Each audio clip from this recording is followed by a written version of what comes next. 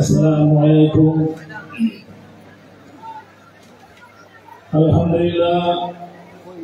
الحمد لله نحمده ونستعينه ونستغفره ونؤمن به ونتوكل عليه ونعوذ بالله من شرور أنفسنا ومن سيئات أعمالنا. من يهده الله فلا مضل له ومن يضلل فلا هادي له. نشهد أن لا إله إلا الله وحده لا شريك له ونشهد أن سيدنا ونبينا ومولانا محمدا عبده ورسوله. أما بعد فقد قال الله تعالى في الكلام المجيد والفرقان الحميد. بسم الله الرحمن الرحيم. إن الله وملائكته يصلون على النبي يا أيها الذين آمنوا صلوا عليه وسلموا تسليما. اللهم سيدنا مولانا محمد وعلى آله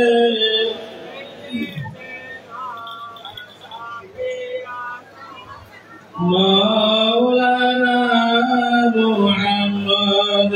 اللهم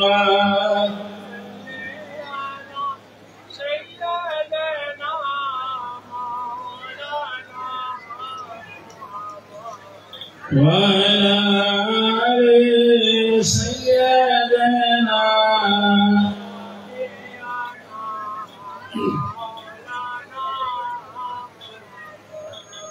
जरा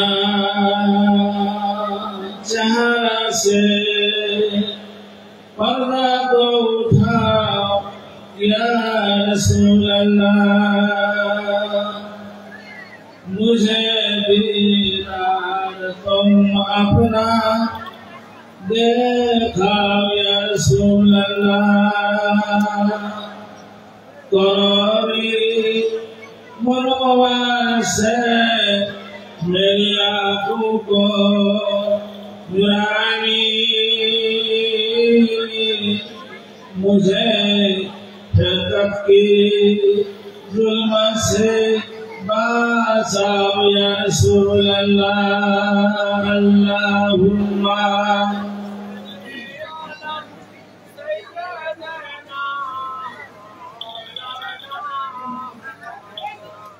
वअला आले सय्यदना.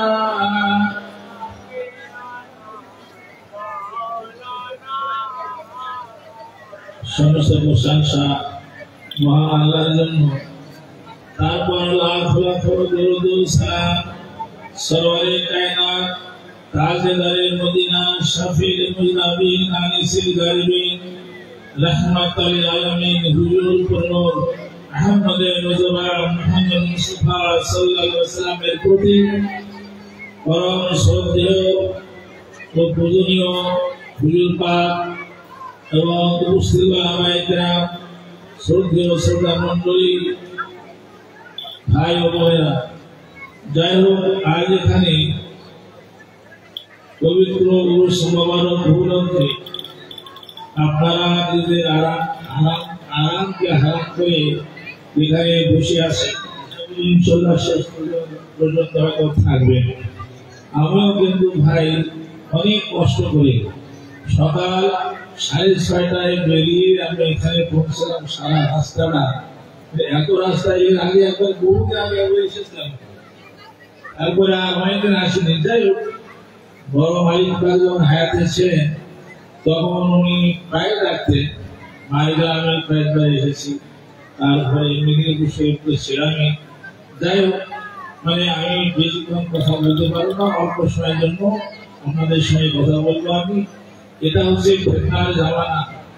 ফিতনার জামানা, ইমানদার মুসলমানদের ভেতরে বাইরে দুশমন, ইমানদার মুসলমানের ভেতরে বাইরে দুশমন, বাইরে দুশমন ইহুদি নাসারা বিধর্মীরা, আর ভেতরে দুশমন আমাদের মতো কিছু টুপিওয়ালা দাড়িওয়ালা।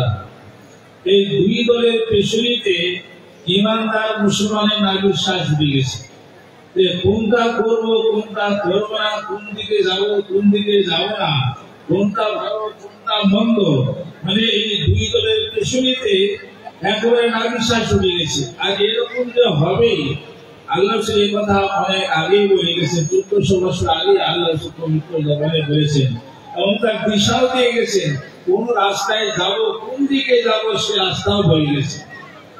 হাদিস শরীফ অত্যাধিক সহিহ, হাদিস শরীফটি অত্যাধিক সহিহ। যারা আলেম ওলামা আছে, আমি যতক্ষণ এখানে বসে কথা বলবো ততক্ষণ যদি কোরআন শরীফের কথা বলি, কোন জায়গা থেকে বলছি তার নির্দিষ্ট আয়াত নাম্বার বলবো, আর যদি হাদিস শরীফের কথা বলি কোন হাদিস থেকে বলছি, হাদিসের নাম পৃষ্ঠা এগুলো সব বলবো। আর এখন তো ডিজিটালের যুগ, মোবাইলের যুগ, এখন সহজেই কেউ মানতে চায় না। আমি নির্দিষ্ট করে বলবো, যারা মানে মোবাইলের আলেম আছেন, এখানে আলেম তো এখন অনেক দুই রকমের আলেম আছে। একদল আলেম আছে মাদ্রাসায় পড়া, তারা পৃষ্ঠায় এভাবে বসে, আর একদল আছে মোবাইলের মৌলানা, মোবাইলের আলেম, এরা আবার বেশি ছড়া করে। মোবাইলের আলেমরা বেশি ছড়া করে, মোবাইলের নাম্বার সহ করার চেষ্টা করবো আমি, যদি মালিক পাকে দয়া হয়, মালিক পাকে দয়া হলে ইনশাআল্লাহ বলতে পারবো না, ভুলে গেলে দয়া ছাড়া কোনো কথা নেই। রেজাল্ট ফিরে আসি। আজ এই যে কষ্টে এখানে এসেছেন আপনারা, এই ফিতনার জামানা, ফিতনার জামানা, এই ফিতনা যে হবে এটা আল্লাহ পরিষ্কার করে হাদিস শরীফে বলেছেন। হাদিস শরীফ অত্যাধিক সহিহ, হাদিস শরীফের নাম হচ্ছে মিশকাত শরীফ। মিশকাত শরীফের খুব সংক্ষেপে রূপে বলবো ভাই, মিশকাত শরীফের 30 পৃষ্ঠা, আবু দাউদ শরীফের 631 পৃষ্ঠা, ইবনে মাজাহ শরীফের 287 পৃষ্ঠা, তিরমিজি শরীফের দ্বিতীয় খণ্ডের 88 পৃষ্ঠা। এই চারখান হাদিসের পৃষ্ঠাগুলোর মধ্যে আল্লাহ পবিত্র জবানে বলেছেন, ইন্না তাফরাকাত বানি ইসরাঈল সানাতিন ওয়া সাবিন তা'তারু উম্মতি আলা 73 মিল্লাতান কুল্লুহুম ফিনাল্লাহ ওয়াহিদাতিন। এর বাংলা মানে হচ্ছে আল্লাহ পবিত্র জবানে বলেছেন, নিঃসন্দেহে বনি ইসরাঈল বা ইহুদি নাসারা ধর্মের ক্ষেত্রে 3-12টা দল হয়ে গেছে। ইহুদি নাসারারা 3-12টা মানে 72টা দল হয়ে গেছে। তার উম্মতি আলা 73 আমার উম্মত হবে 73টা দল।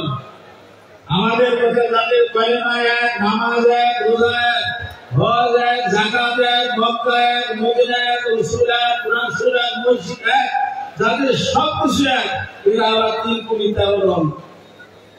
তার মানে আমরা 3-13 দল যখন 3-13 রকম আলেম, 3-13 রকম দলিল, 3-13 রকমের যুক্তি, 3-13 রকমের উদাহরণ, 3-13 রকমের আলেম, 3-13 রকমের উদাহরণ যুক্তি দলিল দিয়ে 3-13 দলেই বলছে আমারটা ঠিক। কেউ বলছে না আমারটা ঠিক না, সবাই বলছে আমারটাই ঠিক। সব দল ঠিক হবে? সব দল ঠিক হবে না। তার কারণ এই হাদিসে আল্লাহ পবিত্র জবানে বলেছেন, কুল্লুহুম ফিন্নার, তার মধ্যে সব যাবে জাহান্নামে, সব যাবে জাহান্নামে ইল্লা মিল্লাতু ওয়াহিদাতুন, একটি দল ছাড়া। একটি দল যাবে জান্নাতে আর বাকিগুলো যাবে জাহান্নামে। এই বাকিগুলো যে 72টা জাহান্নামে যাচ্ছে, 73 দলের মধ্যে 72টা জাহান্নামে যাচ্ছে, এরা কারা? এরা কারা? এরা কলেমাওয়ালা, নামাজওয়ালা, রোজাওয়ালা, হজওয়ালা, যাকাতওয়ালা, মক্কাওয়ালা, মদিনাওয়ালা, রাসূলওয়ালা, কুরআন শরীফওয়ালা। এরা কি? এরা সবাই দাবি করছে আমি রাসূলকে ভালোবাসি, অথচ জাহান্নামে যাবে। ইমাম হুসাইন আলাইহিস সালাতু ওয়াস সালাম, ইমাম হুসাইন আলাইহিস সালাতু ওয়াস সালাম কারবালার মাঠে ফাইনাল করে দিলেন। ইমাম হুসাইন আলাইহিস সালাতু ওয়াস সালাম কারবালার মাঠে ফাইনাল করে দিলেন। তাদের সামনে 22,000 ইহুদি মুসলমানের সামনে, 22,000 ইহুদি মুসলমানের পক্ষে ছিল 7,000 মুফতি, 3,000 হাফেজ। তাদের সামনে ইমাম হোসেন সালাম বলছেন আলাম তাসমাউ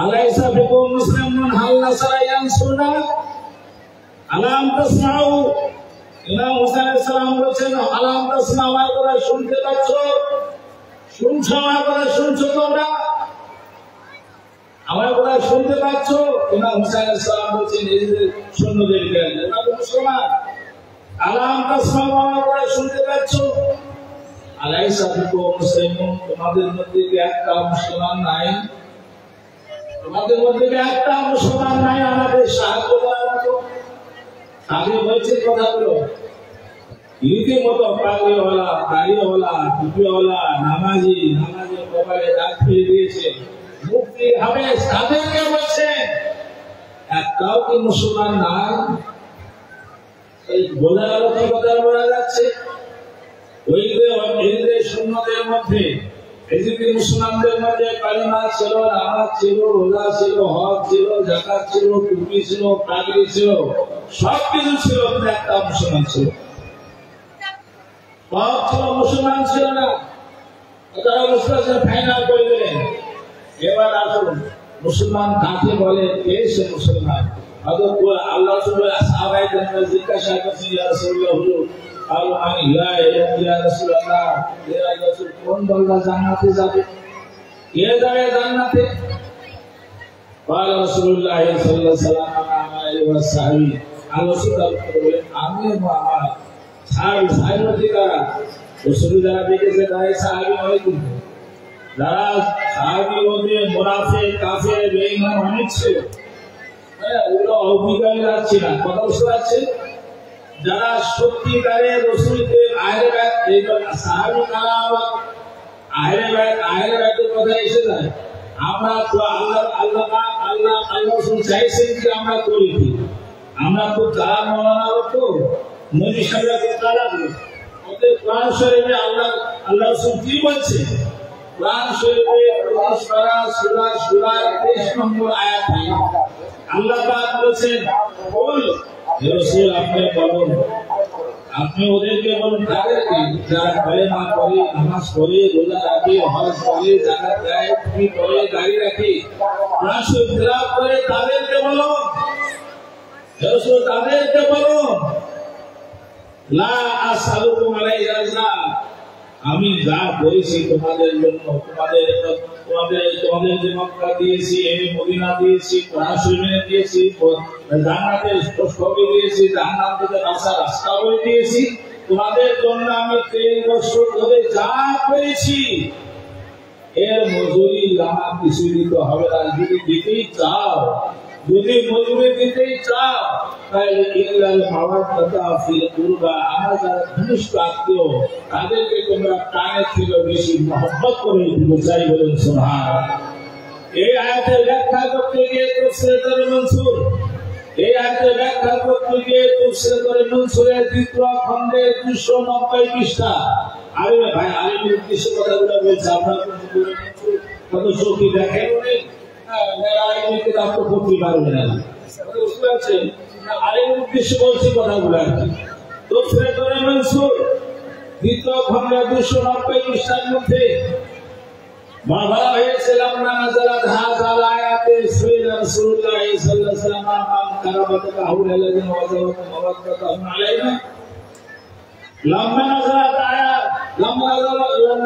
হাযাল আয়াতে যখন আয়াত শরীফে নাযিল হলো সাইয়্যিদুর রাসূলুল্লাহ সাল্লাল্লাহু আলাইহি ওয়াসাল্লাম আমরা জিজ্ঞাসা করলাম সাহাবায়ে কেরাম আল্লাহর সাথে জিজ্ঞাসা করলাম মান কারাবাতা হে রাসূল আপনার কে ঘনিষ্ঠ আত্মীয় তাদেরকে মহব্বত করা তাদেরকে ভালোবাসা আমাদের জন্য আল্লাহ পাক ওয়াজিব করে দিলেন ফরজ করে দিলেন ভালোবাসতেই হবে মহব্বত করতেই হবে তাকে তারা বলুন কে রাসূলুল্লাহ সাল্লাল্লাহু আলাইহি ওয়াসাল্লাম আলী ওয়ালা ফাতেমা ওয়া আবনাহুমা আল্লাহ সুবহানাহু জবাব করে বললেন তারা হলেন আলী ফাতেমা আপনার সন্তান বললেন হাসান আর হুসাইন আলাইহিস সালাম বললেন সুবহানাল্লাহ আল্লাহ রাসূল চাইছেন কি আবার আল্লাহ পরিষ্কার করে একদম শেষ হজের সহজে বিদায় জীবনে আপনারা হজ করেছেন শেষ হজে আরাফার মাঠে যে কথাটা বললেন সেই কথাটা আমরা মৌলবীরা বুঝিয়ে অন্যভাবে বলি। কি বলি জানেন? আল্লাহ বিদায় হয়ে তোমরাই বলেছেন, তা আমি তোমাদের কাছে দুটা জিনিস রেখে যাচ্ছি, একটা হচ্ছে কোরআন আর একটা হলো হাদিস। এই দুটা কারোর সঙ্গে বলে যাচ্ছি, অথচ হাদিসটা হচ্ছে মজহুল হাদিস। হাদিসটা হচ্ছে মজহুল হাদিস, অথচ রাবি ঠিক নেই। আর যেটা অত্যাধিক সহি হাদিস সেটা কোনোদিন আমরা জোর গলায় বলি না। সেটা হচ্ছে কি, হাদিস শরীফটা আছে মিশকাত শরীফের মধ্যে 519 পৃষ্ঠার মধ্যে, আবার হাদিস শরীফটা আছে তিরমিজি শরীফের দ্বিতীয় খণ্ডে 219 পৃষ্ঠার মধ্যে। আর হাদিস নাম্বার হচ্ছে 3789 নম্বর। মোবাইলের বক্তব্য মোবাইলে আলোচনার জন্য করি, তারা মোবাইলের আলেম আছে তারা দেখি দেবে। মোবাইলের আলেমদের উদ্দেশ্যে বলছি, হাদিস শরীফে তিরমিজি শরীফে 3789 নম্বর। আর এমনি নতুন হাদিস যারা কিতাবে পড়েছে, হাদিস মাদ্রাসা যারা পড়েছে তাদের জন্য বলছি যে তিরমিজি শরীফের দ্বিতীয় খণ্ডে 18 এবং 19 পৃষ্ঠার হাদিস শরীফ আছে। عن زبير رضي الله عنه قال رأيت رسول الله صلى الله عليه وسلم في حجة النبوة وهو ناقة القصوى يخطب سمدي يقول يا أيها الناس إني تركت فيكم أن تكسروا به لم تدل الكتاب لك أهل بيتي। আল্লাহ বিদায় হজের দিনে আল্লাহ জাবের বলছেন, আমি আল্লাহ রাসূলকে হজের দিনে আরাফার মাঠে কাসওয়া উপরে চেপে খুতবা করতে শুনেছি। আল্লাহ সুবহানাহু জবানে বলেছে, আমি নিজের কানে শুনেছি, ইয়া আইয়ুহান নাস, হে বিশ্বের মানুষ, তোমাদের কাছে আমি দুটা জিনিস রেখে যাচ্ছি, যতক্ষণ পর্যন্ত তোমরা মা আনতাকাসতুম বিহি, যতক্ষণ ওইগুলাতে মজবুত তৈরি হয়ে থাকবে, আঁকড়ে ধরে থাকবে, লাম তাদুল লাম, লাম মানে না, লাম মানেও না, আর লাম মানেও না। মানে লাম মানে না, লাম মানে কখনো না, লাম মানে কখনো না। লাম তাকিদ, আল্লাহ রাসূল বলেছেন লাম কখনো না, লাম তাজিল কিতাব আল্লাহ কখনো গুমরা হয় না, পথভ্রষ্ট হবে না, ঈমান হারা হবে না, বেঈমান হয়ে যাবে না। ওই করে যদি মজবুত করে ধরে থাকতে পারবে, যতক্ষণ ধরে থাকবে গুমরা হবে না, পথভ্রষ্ট হবে না, ঈমান হারা হবে না। একটা হলো আল্লাহর কিতাব, কিতাব আল্লাহর কিতাব, আর একটা হলো আহলে বাইত, আল্লাহর বংশধর আহলে বাইত। বলুন সুবহানাল্লাহ। আমার হুসেনের আহলে বাইত কথা জোর করিয়া বলি না, আমরা কি বলি, জোর করে তার সঙ্গে বলি। আগে সুবুতা নিজেকে দিয়েছে একটা হাদিস, কোরআন এবং হাদিস। আসুন না যে বুঝতে পেরেছি, বুঝতে পারলেন, দাঁত দিয়ে দিয়েছি। যাই হোক, আমি অল্প সময় মতো আলোচনা করবো। ভাইরা, আমরা আহলে বাইতকে কেন মানবো? দেখুন হাদিস শরীফে আছে, তিরমিজি শরীফের মধ্যে আছে, মিশকাত শরীফের 520 পৃষ্ঠার মধ্যে আছে। আবার তিরমিজি শরীফ, ওই হাদিস শরীফে তিরমিজি শরীফের দ্বিতীয় খণ্ডে 3780 নম্বরের মধ্যে রয়েছে যে আন আব্বাস قال رسول الله صلى الله عليه وسلم আইবুল্লাহ ইয়াযুকু মিন নিআমিহি, আল্লাহকে তোমরা ভালোবাসো, আল্লাহকে মহব্বত করো, ভালোবাসো, এই কারণে তিনি তোমাদের নিয়ামত দান করেছেন। আল্লাহ তোমাদের নিয়ামত দান করেছেন। আর আইবুল হুবিল্লাহ, আল্লাহর খাতিরে আমাকে ভালোবাসো। আল্লাহ রাসূল বলেন, আল্লাহকে মনে করে না, আল্লাহ আল্লাহ করে হয়ে যাবে, আল্লাহ করে হয়ে যাবে। আল্লাহ রাসূল বলেন, হ্যাঁ আল্লাহকে ভালোবাসো, আল্লাহ করো, এই কারণে করবে আল্লাহ তোমাদের নিয়ামত দান করেছেন। আল্লাহ পাককে ভালোবাসার খাতিরে, আল্লাহকে মহব্বত করার খাতিরে আমাকে ভালোবাসো, আর আমার আল্লাহর খাতিরে আমাকে ভালোবাসো। আর আল্লাহ রাসূল বললে হবে না, আল্লাহ রাসূলকে ভালোবাসি, আল্লাহ রাসূলকে ভালোবাসি বললে হবে না। আল্লাহ রাসূল লাগিয়ে দিলেন আহলে বাইতি, আর আমার খাতিরে আমার আহলে বাইতকে ভালোবাসো। বলুন সুবহানাল্লাহ। আল্লাহ রাসূল পবিত্র জবানে বলেছেন, আল্লাহকে তোমরা মহব্বত করো, ভালোবাসো, এই কারণে আল্লাহ তোমাদের নিয়ামত দান করেছেন। অবশ্যই আল্লাহকে ভালোবাসতে হবে। আল্লাহকে ভালোবাসার কারণে আল্লাহর খাতিরে আমাকে ভালোবাসো। আর আমাকে ভালোবাসে আমার খাতিরে তোমরা আহলে বাইতকে ভালোবাসো বলুন সুবহানাল্লাহ। কথাটা বুঝতে পারছে যে শুধু আল্লাহ আল্লাহ করলে হবে না, আল্লাহ আল্লাহ রসুল আল্লাহ এবং আল্লাহ রসুল রসুল করলে হবে না, আহলে বাইতকে ভালোবাসতে হবে। পরিষ্কার করে বলে এটা কথা আল্লাহ আল্লাহ আল্লাহকে ভালোবাসা, আল্লাহ রসুলকে ভালোবাসা, আল্লাহ আল্লাহ রসুল এই দুটো হয়ে গেল না। আহলে বাইত কি? আহলে বাইত সকাল মানে পিছনে ফিরে যেতে হয়। আমরা কি বা না আহলে বাইত বলতে কারা? আহলে বাইত কি? মুসলিম শরীফের দ্বিতীয় খণ্ডে 278 পৃষ্ঠার মধ্যে হাদিস শরীফে আছে। মুসলিম শরীফের দ্বিতীয় খণ্ডে 278 পৃষ্ঠার মধ্যে হাদিস শরীফে আছে। ভাই আপনারা ভাবেন এই পৃষ্ঠার আমরা কি বুঝি? যারা এই হাদিসের কিতাব মুসলিম শরীফ আমরা চোখে দেখিনি, পৃষ্ঠা কি বুঝি না? আপনাদের জন্য নয়, মাইক খুব ভালো আছে, মাইকের আওয়াজ দূরে যাচ্ছে, কোন আইন নিশ্চয় শুনছি, কথা বুঝতে পারছি। যদি শুনে যদি একটু কেতাব উঠিয়ে যদি দেখে দলের আদল্লা দেখে যদি একটু মানে তবে সবাইকে মানবে। যত বলি না আমার ক্ষুদ্র জীবনে বাংলা আসাম মিলিয়ে এ পর্যন্ত মানে 334টা মোনাজারা করা হয়ে গেল। কথা বুঝতে পারছেন? মোনাজারা করে কোনো লাভ হয়েছে? কিছু লাভ হয়নি। হ্যাঁ, যে যেমন সেটাই সে করছে। হ্যাঁ, সে কোনোদিন আসেনি, আমাদেরটা কোনো মানবে না। ভাইরা একটা কথা হচ্ছে কি, আবু জাহেলকে আপনি যতই বুঝান না কেন, আবু জাহেল বোঝেন তো? কথাটা প্রসঙ্গ আমার অন্য দিকে যাচ্ছে। আগে বলি না আবু জাহেল আবু জাহেল আবু জাহেলকে রসুলের চাচা, ও আবু জাহেল মরে গেছে। ও আবু জাহেল মরে গেছে, আগে বুঝুন আবু জাহেলের বস্তুটা কি? আবু জাহেল বস্তুটা কি? আবু মানে বাপ, জাহেল মানে মূর্খ, মূর্খের বাপ। লোকটা আবু মূর্খের বাপ। হ্যাঁ, লোকটার পদবী হচ্ছে আবু জাহেল, মূর্খের বাপ। যার পদবী আবু জাহেল, ওই লোকটার আরেকটা পদবী আছে আবু হাকাম, বুদ্ধির বাপ। লোকটার এত বুদ্ধি, এত জ্ঞান, বুদ্ধি আর জ্ঞান দেখে আরো লোক বলতে লাগলো আবু হাকাম, বুদ্ধির বাপ, বুদ্ধির বাপ। ওই নাম সবাই চেনে। যখন আল্লাহ রসুল এলেন, হক কথা বলেন, ন্যায্য কথা বলেন, ন্যায়ের কথা বলেন, বুদ্ধিমান লোক তো সব বুঝতে পারেন। সব বোঝার পর এগুলো মেনে নিলে হুজুর করতে হবে, মেনে নিলে হুজুর করতে হবে, ছোট হয়ে যাবে, স্বার্থে আঘাত লাগছে, নানার ভয়ে, ছোট হওয়ার ভয়ে, স্বার্থের খাতিরে সব বোঝার পর বলছে কি বলছে এগুলো আমি কিছু বুঝতে পারি না। সব বুঝতে পেরেছে, মারার ভয়ে শুরু করেছে, বুঝতে পারেনি। আল্লাহ রাসূল বলতে লাগলেন আবু জাহেল, মূর্খের বাপ।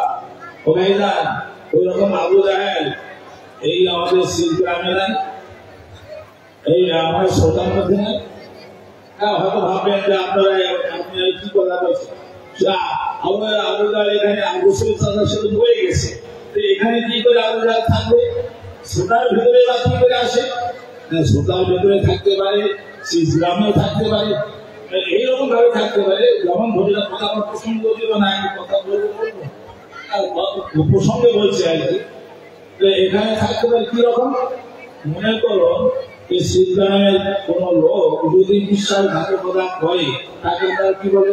বলেন না মির্জাফর, বলেন তো মির্জাফর বাড়ি শিলগ্রাম নেই কি ভাই? শিলগ্রামে লালবাগ মুর্শিদাবাদে মানে লাল বাড়ি, যার বাড়ি লাল বাড়ি, এই লোকটাকে শিলগ্রামের লোকটাকে তার নাম বলে বলছেন কেন? তো কি বলবেন? বলে হুজুর ওই লালবাগের মির্জাফরের জাগুন আমাদের শিলগ্রামের লোকটার কাছে আসে, এই জন্য বলছি মির্জাফর। এর মানে লাল বাগে না, এই শিলগ্রাম। তেমনি বললাম সব বুঝলো, সব শুনলো, দেখলো, মিলালো, নানা ভয়ে, ছোট হওয়ার ভয়ে, স্বার্থের খাতিরে কি বলছে আমি কিছু বুঝতে পারিনি। বলছে এখানকার আবু জাহেল। এই আবু জাহেলকে আদৌ বোঝানো যাবে না। আমি তো কোথাকার কে?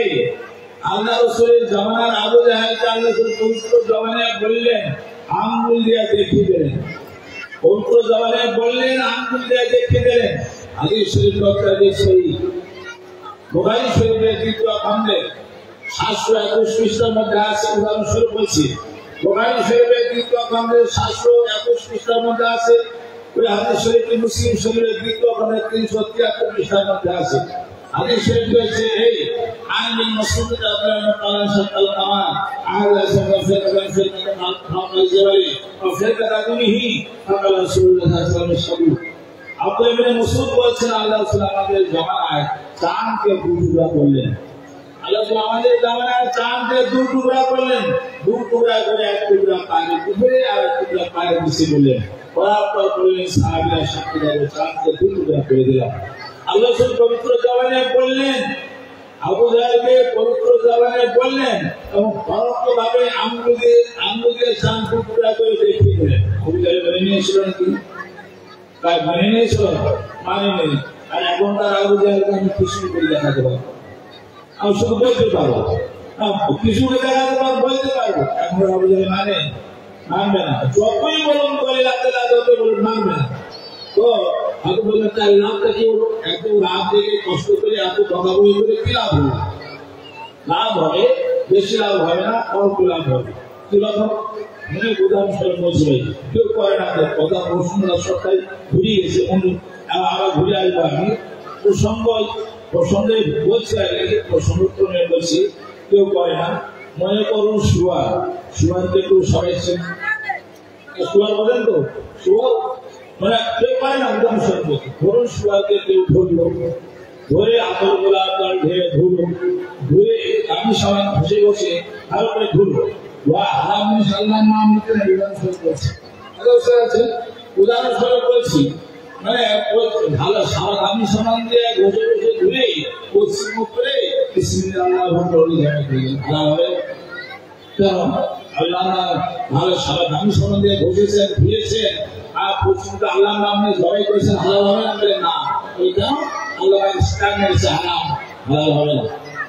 তেমনি একটা ছাগলের গায়ে যদি মাংস পায়ে মারে ভালো করে ধরবেন না, ওকে আতর গোলাপ জল ঢেলে ধুতে হবে না, আমি সবাই বসতে হবে না, পুকুরে পানি কোনো ধুয়ে দিবে। আবার পশ্চিম মুখ করে আল্লাহ নামে জবাই দিতে হবে, হালাল হবে। কেন?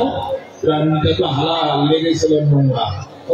তেমনি কোরআন শরীফের প্রথম পারা প্রথম রুকু শেষের আয়াতে আল্লাহ বলেছেন বিসমিল্লাহির রহমানির রহিম আল্লাহ ওয়ালা কুলুবিহিম ওয়ালা সামিহিম ওয়ালা আবসারিহিম ইশাআল্লাহ ওয়ালা হুম আযাবুন আযীম।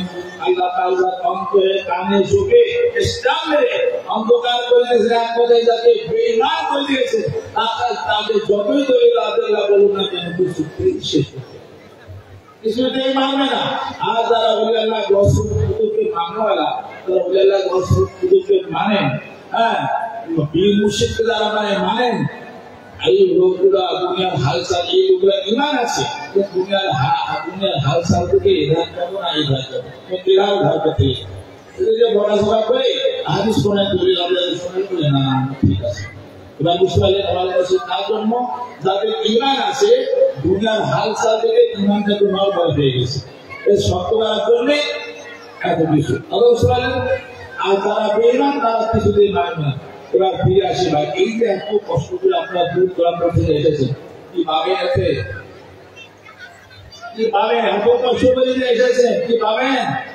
চলুন বুখারী শরীফে, বুখারী শরীফের দ্বিতীয় খণ্ডে 911 পৃষ্ঠা, বুখারী শরীফের দ্বিতীয় খণ্ডে 911 পৃষ্ঠার মধ্যে একটা হাদিস এসেছে। হাদিস শরীফ হচ্ছে এই আনাস বিন মালিক বলছেন, একদিন আল্লাহ রাসূলের সঙ্গে আমি মদিনার মসজিদে দুয়ারে এসে দাঁড়িয়ে আছি। একটা লোক দৌড়াতে এলো, এসে বলছে ইয়া রাসূলুল্লাহ কিয়ামত কবে হবে? একটা লোক দৌড়াতে এসে বলছে হুজুর কিয়ামত কবে হবে? আল্লাহ রাসূল তুমি কিয়ামতের জন্য কি দোয়া করেছো? লোকটা কত খেয়ে সামনে নিয়ে বসে ইয়া রাসূলুল্লাহ হুজুর আমার কালেমা বুঝি নেই, নামাজও নাই, রোজাও নেই, হজও নেই, যাকাতও নেই, তো তুমি কি দোয়া করেছো? কিয়ামতের কথা জিজ্ঞাসা করছো। সেই লোকটা বলছে ইয়া রাসূলুল্লাহ হুজুর একটি জিনিস আছে। কি সেটা? তাহলে একটি জিনিস আছে, সেটা হচ্ছে ভালোবাসা। আহেবুল্লাহ ওয়া রাসূলুহু, আল্লাহ আল্লাহ রাসূলকে আমি খুব ভালোবাসি, এই ভালোবাসা ছাড়া আমার কিছু নেই। আমার নানা গোলা হওয়ার জায়গা কিছুই নেই, শুধু ভালোবাসার উপর আছে। قال رسول الله صلى الله عليه وسلم আনতা মা'মান আহাবতা। আল্লাহ পবিত্র জবাবে বলেছেন তুমি যাকে ভালোবাসো তার সঙ্গেই থাকো। সুবহানাল্লাহ। তোমার কলেরা নামাজ হওয়ার জায়গায় কিছু নাই, শুধু ভালোবাসা আছে। তুমি যাকে ভালোবাসো তার সঙ্গে থাকো। আপনাদের এই যে আড্ডায় এসে কেন এসেছেন? আমরা বলি আল্লাহ আহলে বাইত মধ্যে মহব্বত এসেছে। আর সত্যিকারে যদি আপনাদের অন্তরে যদি সত্যিকারে অন্তরে অন্তর থেকে মহব্বত হয়ে থাকে তাহলে ইনশাআল্লাহ আপনারা আহলে বাইত মধ্যে সঙ্গে ওলি আল্লাহর সঙ্গেই থাকবেন। কথাটা বুঝতে পারছেন? আর একটা কথা বলি রাখি, কথার প্রসঙ্গ আরো ঘুরিয়ে যাচ্ছে আমার। আর একটা কথা বলি রাখি, মুসলিম শরীফের কিন্তু খন্ডের 374 পৃষ্ঠায় হাদিস শরীফ এসেছে। কি জানেন? এই দেখো, আমার বিশ্বাস কোন লোক যদি খালেস নিয়াতে খাঁটি নিয়াতে ওলি আল্লাহর সঙ্গে দেখা করার জন্য যদি ঘর থেকে বেরিয়ে এসে রাস্তায় করে মারা যায়, আমার বিশ্বাস সে জান্নাতে যাবে। কি করে জান্নাতে যাবে? মুখে কথা তো হবে না। মুসলিম শরীফের দ্বিতীয় খন্ডের 374 পৃষ্ঠার মধ্যে হাদিস শরীফ এসেছে। আল্লাহ সাহাবায়ে কেরামদের কাছে বুঝাচ্ছে, বনী ইসরায়েলের একটা লোক 99টা খুন করেছে। বনী ইসরায়েলের একটা লোক 99টা খুন করেছে। খুন করার পর মনে হচ্ছে সে ভাবছে 99টা খুন করেছি, আর খুন করবো না। তওবা পড়ে মনে আবেগের কাছে গেছে। আবেগ বলেন তো কোন দিন রাত ইবাদত বন্দেগী করে, খুব ইবাদত করে আল্লাহ রাখি। আবেগের কাছে গেছে, বলছে হুজুর আমি 99টা খুন করেছি, এক বিনা অপরাধে, তারা কোনো দোষ করেনি, এখন আমি তওবা করবো। আল্লাহ মাফ করবে? আবেগ বলছে 99টা খুন করেছো, মাফ হবে না, তোমার মাফ হবে না। আল্লাহ পবিত্র জবানে সাহাবায়ে কেরামদের কাছে বুঝাচ্ছে, তখন সেই যুবকটা বলছে মাফ যখন হবেই না তোমাকে তো বাঁচিয়ে দিলাম, মাফ যখন হবে না তাকে হত্যা করে দিয়েছে। কোথায় আছে? প্রতিবারের গল্প নয় ভাই, এটা হচ্ছে মুসলিম শরীফের দ্বিতীয় খন্ডের 374 পৃষ্ঠার হাদিস। আল্লাহ সাহাবায়ে কেরামদের কাছে বুঝাচ্ছে, তাকে যখন ভুল করে দিয়েছে, ভুল হয়ে গেল, কিন্তু ঠিকই বলেছে 99টা ভুল করেছি, মাত্র ভালোই কথা, ভালো কথা বলতে একেও ভুল করে দিলাম, খুব চিন্তা করে গেছি। আর রাস্তা দিয়ে যেতে যেতে একজন সাধারণ মানুষের জিজ্ঞাসা করছে, ভাই আমি 99টা খুন করেছি আর একজন আবুকে খুন করে এলাম, এখন আমি তওবা করতে চাইছি, আমার গুনাহকে আল্লাহ মাফ করবে? হ্যাঁ মাফ হতে পারে। সে আলোচনা বুঝাচ্ছে যে আল্লাহ, সে লোক বলছে মাফ হতে পারে, অমুক গ্রামে একজন আল্লাহর ওলি বাস করে, অমুক গ্রামে একজন আল্লাহর ওলি বাস করে, ওলির কাছে যাও, তওবা করো, ভুল হয়ে যাও, ব্যাংক হয়ে যাও, তোমার গুনাহ আল্লাহ পাক মাফ করে। আল্লাহ বুঝাচ্ছেন সাহাবায়ে কেরামদের কাছে। সে লোকটা যাচ্ছে, যেতে যেতে রাস্তায় পড়ে গিয়ে মরে গেছে। রাস্তা পড়ে গেছে। আমরা শুনেছি আয়াতের কথা, হাদিস কোরআনে আছে, আল্লাহ দুদল ফেরেশতা কিনা সত্যি, জান্নাত আর জাহান্নামের ফেরেশতা রাস্তায় যখন পড়ে গেছে, আর দুই দল ফেরেশতা এসেছে, জান্নাত থেকে এসেছে, জাহান্নাম থেকে এসেছে। জান্নাতের ফেরেশতা বলছে যে আমরা জান্নাতে নিয়ে যাবো, ওই কারণ তুই তওবা করার জন্য আল্লাহর ওলির কাছে যাচ্ছ। জাহান্নামের ফেরেশতা বলছে না, অসম্ভব, 99টা খুন করেছে, এখন আর একটা খুন করে 100টা খুন করেছে। হ্যাঁ খুন করেছে, তো ওলির কাছে যেতে পারেনি, খুন করেছে ঠিকই, যাচ্ছে ওলির কাছে যাচ্ছিল তো তওবা করার জন্য, জাহান্নামের ফেরেশতা যেতে তো পারে না, রাস্তা পড়ে গেছে। এই দুই দলে ঝগড়া হচ্ছে। আল্লাহ কি জানেন না? আল্লাহ তো সবে জানেন। আল্লাহ হাদিস করে আল্লাহ বলছে, তো আল্লাহ জিজ্ঞাসা করেন ফেরেশতাদের, তোমরা ঝগড়া করছো কেন? কোন বলবে আল্লাহ এই ব্যাপার, আল্লাহ জানেন না কি ব্যাপারটা হয়েছে? হ্যাঁ, তার মানে ওলির দরবার, ওলির সামনে কি এটা বোঝাতে চাইছে। মানে এবারে দুই দলে বলবে, আল্লাহ বলছেন ঠিক আছে, ঝগড়া করার দরকার নেই, তোমরা মাফ করো, মাফ নেবে। দেখো কোন দিকে বেশি আল্লাহ জানেন, আল্লাহ জানে। তার মানে মাপ নেবে, দেখো কোন দিকে বেশি হয়েছে। দুই দল ফেরেশতা রাখছে, নেবে দেখছে ওলির বাইরের দিকে একটু এগিয়ে গেছে। ফেরেশতা আল্লাহ ওলির বাইরের দিকে তওবা করার জন্য, বায়াত হওয়ার জন্য একটু এগিয়ে গেছে। জাহান্নামের ফেরেশতা আল্লাহ ইচ্ছা করে যায়নি, হোঁচট খেয়ে এগিয়ে গেছে। আল্লাহ রাসূল বলেছেন, আল্লাহ বলেন ওকে তোমরা জান্নাতে নিয়ে যাও, বলুন সুবহানাল্লাহ। এই হাদিসে উপরে বিশ্বাস করে আমার দৃঢ় বিশ্বাস, যদি কোন লোক খালেস নিয়েতে, খাবি নিয়েতে পীরের সঙ্গে ওলির সঙ্গে দেখা করার জন্য ঘর থেকে বেরিয়ে আসে, বেরিয়ে এসে রাস্তায় করে দাঁড়ায়, আমার বিশ্বাসে জান্নাতে যাবে, বলুন সুবহানাল্লাহ। কথাটা বুঝতে আছে? আমার একটা ভাইজান ওলিকে ভালোবেসে শুনেছেন, আমরা এই কথা বলি, আল্লাহ ওলিকে ভালোবেসে একটা কুকুর জান্নাতে যাবে। শোনেন আপনারা? সূরা কাহাফে, সূরা কাহাফে দামিয়ানু সামে রাজা গালে রাজা ছিল, তাতে সেই 9 জন আল্লাহর ওলি বানাচ্ছে। আল্লাহ ওলিদেরকে দেখতে পারত না, জুলুমে জুলুম করত, জুলুমের ভয়ে ওই 9 জন আল্লাহর ওলি সেই দামিয়ানু মানে রাজা দেখছে হাত অন্ধকারে অন্য দেশে চলে যাচ্ছে। তাদের একটা পোশাক করছে, পোশাক কুকুরটা পেছন ধরেছে। এমন আল্লাহর ওলিরা বলছে, দেখ তোমার অভ্যাস হচ্ছে কোনো কিছু দেখলে ঘেউ করবো, কোনো কিছু দেখলে তুমি ঘেউ করবো, আমরা ভাড়া করে যাবো, অনেক দিন চলে যাবো, চলে যাও, চলে যাও। তখন কুকুর বলছে, হে আল্লাহর ওলিরা, আমি এমন কোনো কাজ করবো না যাতে আপনাদের কোনো অসুবিধা হয়, আমি ঘেউ ঘেউ করবো না। কুকুর বলছে যে ওলির অসুবিধা আমি করবো না, আপনাদের অসুবিধা করবো না, ঘেউ ঘেউ করবো না। এখনকার জামানায় কতগুলো মৌলবী আলেম কুকুরের কুকুরটার থেকে বেশি ঘেউ ঘেউ করছে। কথা বুঝতে পারছি? কুকুর বলছে আমি ঘেউ ঘেউ করবো না, চলতে লাগলো। চলতে চলতে ঘরের দিকে 9 জন যুবক আল্লাহর ওলি, ওই 9 জন আল্লাহর ওলি পাহাড়ি গুহায় গেল, আর কুকুরটা কি করলো, গুহার উপরে পা দিয়ে বসে গেল। আল্লাহ পাক কোরআন শরীফে কি বলছেন, কালবহম কাসাতুন যারা আইহে গেছে, সামনে পা গুলা গুহার মুখে দিয়ে বসে থাকলো। ওই কুকুরের জন্য আল্লাহ পবিত্র জামায় বলেছেন, ওই কুকুরটা জান্নাতে যাবে, বলে সুবহানাল্লাহ। কুকুর পাক না পাক, না পাক, জান্নাত পাক না পাক, পাক। তো নবাবপুর জান্নাতে যাবে কি করে? নবাবপুর জান্নাতে, হ্যাঁ কুকুর না পাক, জান্নাত পাক। আমরা কুকুর ওই আল্লাহর খেদমত করে পাক পবিত্র হয়ে গেছে, বলে সুবহানাল্লাহ। আমরা আশরাফুল মাখলুকাত ওই দরবারে আদবের সঙ্গে দাঁড়িয়ে থাকি, আদবের সঙ্গে কথা বলি, আদবের সঙ্গে চলাফেরা করি, আমরা জান্নাত যাবো না কি ভাই? হ্যাঁ অবশ্যই জান্নাতে যাবো। আল্লাহ আল্লাহ এরকম থেকে পুরন বিষয়ের দিকে ফিরে যায়, বুঝতে পারছেন? আমি আগে অনেক কথা বলি, অন্যদিকে চলে এসেছি। আরে আল্লাহ এরকম থেকে আমরা এমন একবার ফেতনায় পড়ে গেছি, বুঝতে পারছেন? যদি এখন এমন একটা জামানায় এসেছি, যদি সত্য বলি, সত্য বললে মা মা খাবে, আর মিথ্যা বললে তো মা বউ খাবে, বুঝতে পারছেন? এখন যতই কষ্ট হোক, তবু অনিষ্ঠার সত্ত্বেও কিছু মানে অসত্য কথা বলতে হচ্ছে। হ্যাঁ কিছু অসত্য কথা বলতে হচ্ছে, বুঝতে পারছেন? মানে বলা যাবে না, বললে অসুবিধা আছে, ফিরে আসে।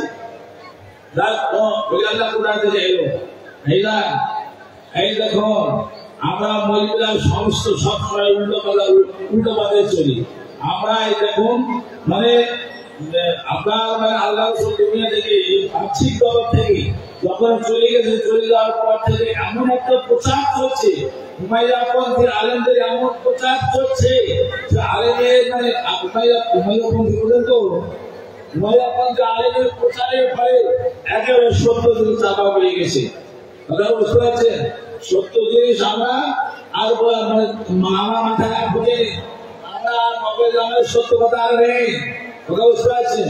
যে কথা বলতে বলে শুনে এসেছি আমি, আর বালার মাঠে যে কথা বলতে চাচ্ছিলাম আমি, আর বালার মাঠে ইমাম হোসেন আলাইহিস সালাম বললে দোষ। বুঝতে পারছেন? আলাইহিস সালাম বললে দোষ, আপনারা সবাই শুনে রাখুন। এ নিয়ে অনেক বিতর্ক হয়। আমাদের ইমাম হাসান হোসেন আলাইহিস সালাম, আলী আলাইহিস সালাম, ফাতিমা আলাইহিস সালাম সব বলা যদি না যায়, যারা বলতে যাবে না বলা, তাদেরকে আপনার সাধারণ সব কিছু বলতে পারবেন না। আপনারা তাকে জিজ্ঞাসা করবেন যে ইমাম মেহেদী কে? ইমাম মেহেদী হযরত ইমাম মেহেদী রহমাতুল্লাহ আলাইহি না রাদিয়াল্লাহু আনহু না আলাইহিস সালাম, কোনটা? সব বলবে এক কথা, ইমাম মেহেদী আলাইহিস সালাম। এটা বুঝতে পারছে? ইমাম মেহেদী আলাইহিস সালাম হলে আলাইহিস সালাম বলা হয় ইমাম মেহেদী আলাইহিস সালামকে বলা যায় ইমাম মেহেদীকে কেউ 12তম ইমাম 12তম ইমাম কাকা আলাইহিস সালাম বলা যাবে। আর যিনি প্রথম মাওলা আলীটা কে বলুন তো? ওরা আপনারা শোনা কথায় বলছে, আপনাদের নতুন কথা বলবো না ভাই। মানে বরাবর যে কথা শুনে আসছে আমাদের মানে আমার খুবই স্নেহ মৌলানা রফিকুল উলিউল্লাহ কাছে লাগাই বলে অবশ্যই আছেন। আর আমার ওয়াজ শুনেছেন বড় মৌলানা থাকতে বড় হুজুর থাকতে আমি ওয়াজ শুনেছেন আপনারা পুরাতন কথায় বলতে কথা বলা যাবে না ভাই। যদি বলেন যে না আপনি অনেকদিন পরে এখানে এসেছে নতুন কথা বলুন, তাহলে আপনাকে বলতে বলবো আপনি নতুন কথা শুনবেন। তো তাহলে আপনার বলতে হচ্ছে এরকম 2 না বলে 2 × 10 কি ভাই 2 × 10 নতুন কথা নতুন কথা তো 2 × 10 মানেন 2 × 10 বলে দোকান বলে যাবে। সেই পুরাতন কথায় শুনতে হবে আর পুরাতন কথাই বলতে হবে, নতুন কথা আদৌ বলা যাবে না। অবশ্যই আছে আপনারা সবাই যদি আগে একটু ধর্মতম ভক্ত মহব্বত করেন। আপনারা জানেন মাওলা আলী মানে ইসলাম গ্রহণ করেছিলেন 8 বছর বয়সে নাকি মাওলা আলী 8 বছর বয়সে ইসলাম গ্রহণ করেছেন, মুসলমান হয়েছেন। তো না মাওলা আলী ইমানদার হয়ে পৃথিবী বুকে আগমন করেছেন বলেন সুবহানাল্লাহ। ইমানদার হয়ে মানে আল্লাহ সাল্লাল্লাহু দোয়া করছেন, হে পরওয়ারদিগারে আলম, হে আল্লাহ আমাকে নবুয়ত প্রচার করার দায়িত্ব দিয়েছো, আমি ইসলাম প্রচার করছি, ইসলামটাকে হেফাজত করার জন্য আমাকে একজন ভাই দান করো, আমাকে একজন ভাই দান করো। তারপরে মাওলায়ে কায়নাত মাওলা আলী আত্মা বিনতে আসাদের পেটে এলেন। আর মাওলা আলী আমাদের নাম ফাতেমা, নানার নাম আসাদ, আর নানার নাম আসাদ। আল্লাহ রাসূল মাওলা আলীর আব্বার নাম আবু তালেব বাবার নাম মুত্তালিব বাবার নাম হাসেম। মাওলা আলীর মায়ের নাম ফাতেমা, আপনার ফাতেমা মায়ের নাম আসাদের বাবার নাম হাসেম। আল্লাহ রাসূল আব্বার নাম আব্দুল্লাহ বাবার নাম মুত্তালিবের বাবার নাম হাসেম। এই জন্য আল্লাহ পবিত্র কোরআনে বলেছিল আলী আনতা খলাকানি সাদান মুহিদুন আনা আসলাহা হাসানান ফারুহা। হে আলী তুমি আর আমি একটা গাছ থেকে পয়দা হয়েছি, আমি হলাম আসল গোড়া, হাসান তার শাখা, ওই গাছের প্রাণ আছেন ফাতেমা জোহরা বলেন সুবহানাল্লাহ। মাওলায়ে কায়নাত মানে মায়ের পেটে যখন এলেন অনেক কথা উঠে যাবো না, ভালো ভালো বক্তা আছে তারাও বলবে, আমি কয়েক কথা বলবো। উলি আল্লাহ এলো কোথায় থেকে? উলি আল্লাহ কে? আল্লাহ ফাইনাল করেছেন। অবশ্যই আপনারা জানেন 18 জিলহজ চাঁদে মানে কুরবানির চাঁদের 18 তারিখে যদি কেউ একটা রোজা রাখে তাহলে কত সওয়াব পাবে? সে 7 মাস রোজা রাখার সওয়াব পাবে। 7 মাস কেন? এটা হচ্ছে 18 জিলহজ হচ্ছে মাওলায়ে কায়নাতের বেলায়েতের খেলাফতি ঘোষণা। আল্লাহ জীবনে একবার হজ করেছেন, একবার হজ করেছেন। এখন তো পয়সা চাইলে বারবার হয়ে যাচ্ছে। বারবার হজ করার ব্যাপারটা কোনো ব্যবসাদারি থাকে আর কি। যাই হোক মানে আল্লাহ জীবনে একবার হজ করেছেন, একবারে নবুয়ত প্রচারের সেই বছরে হজ করেছেন।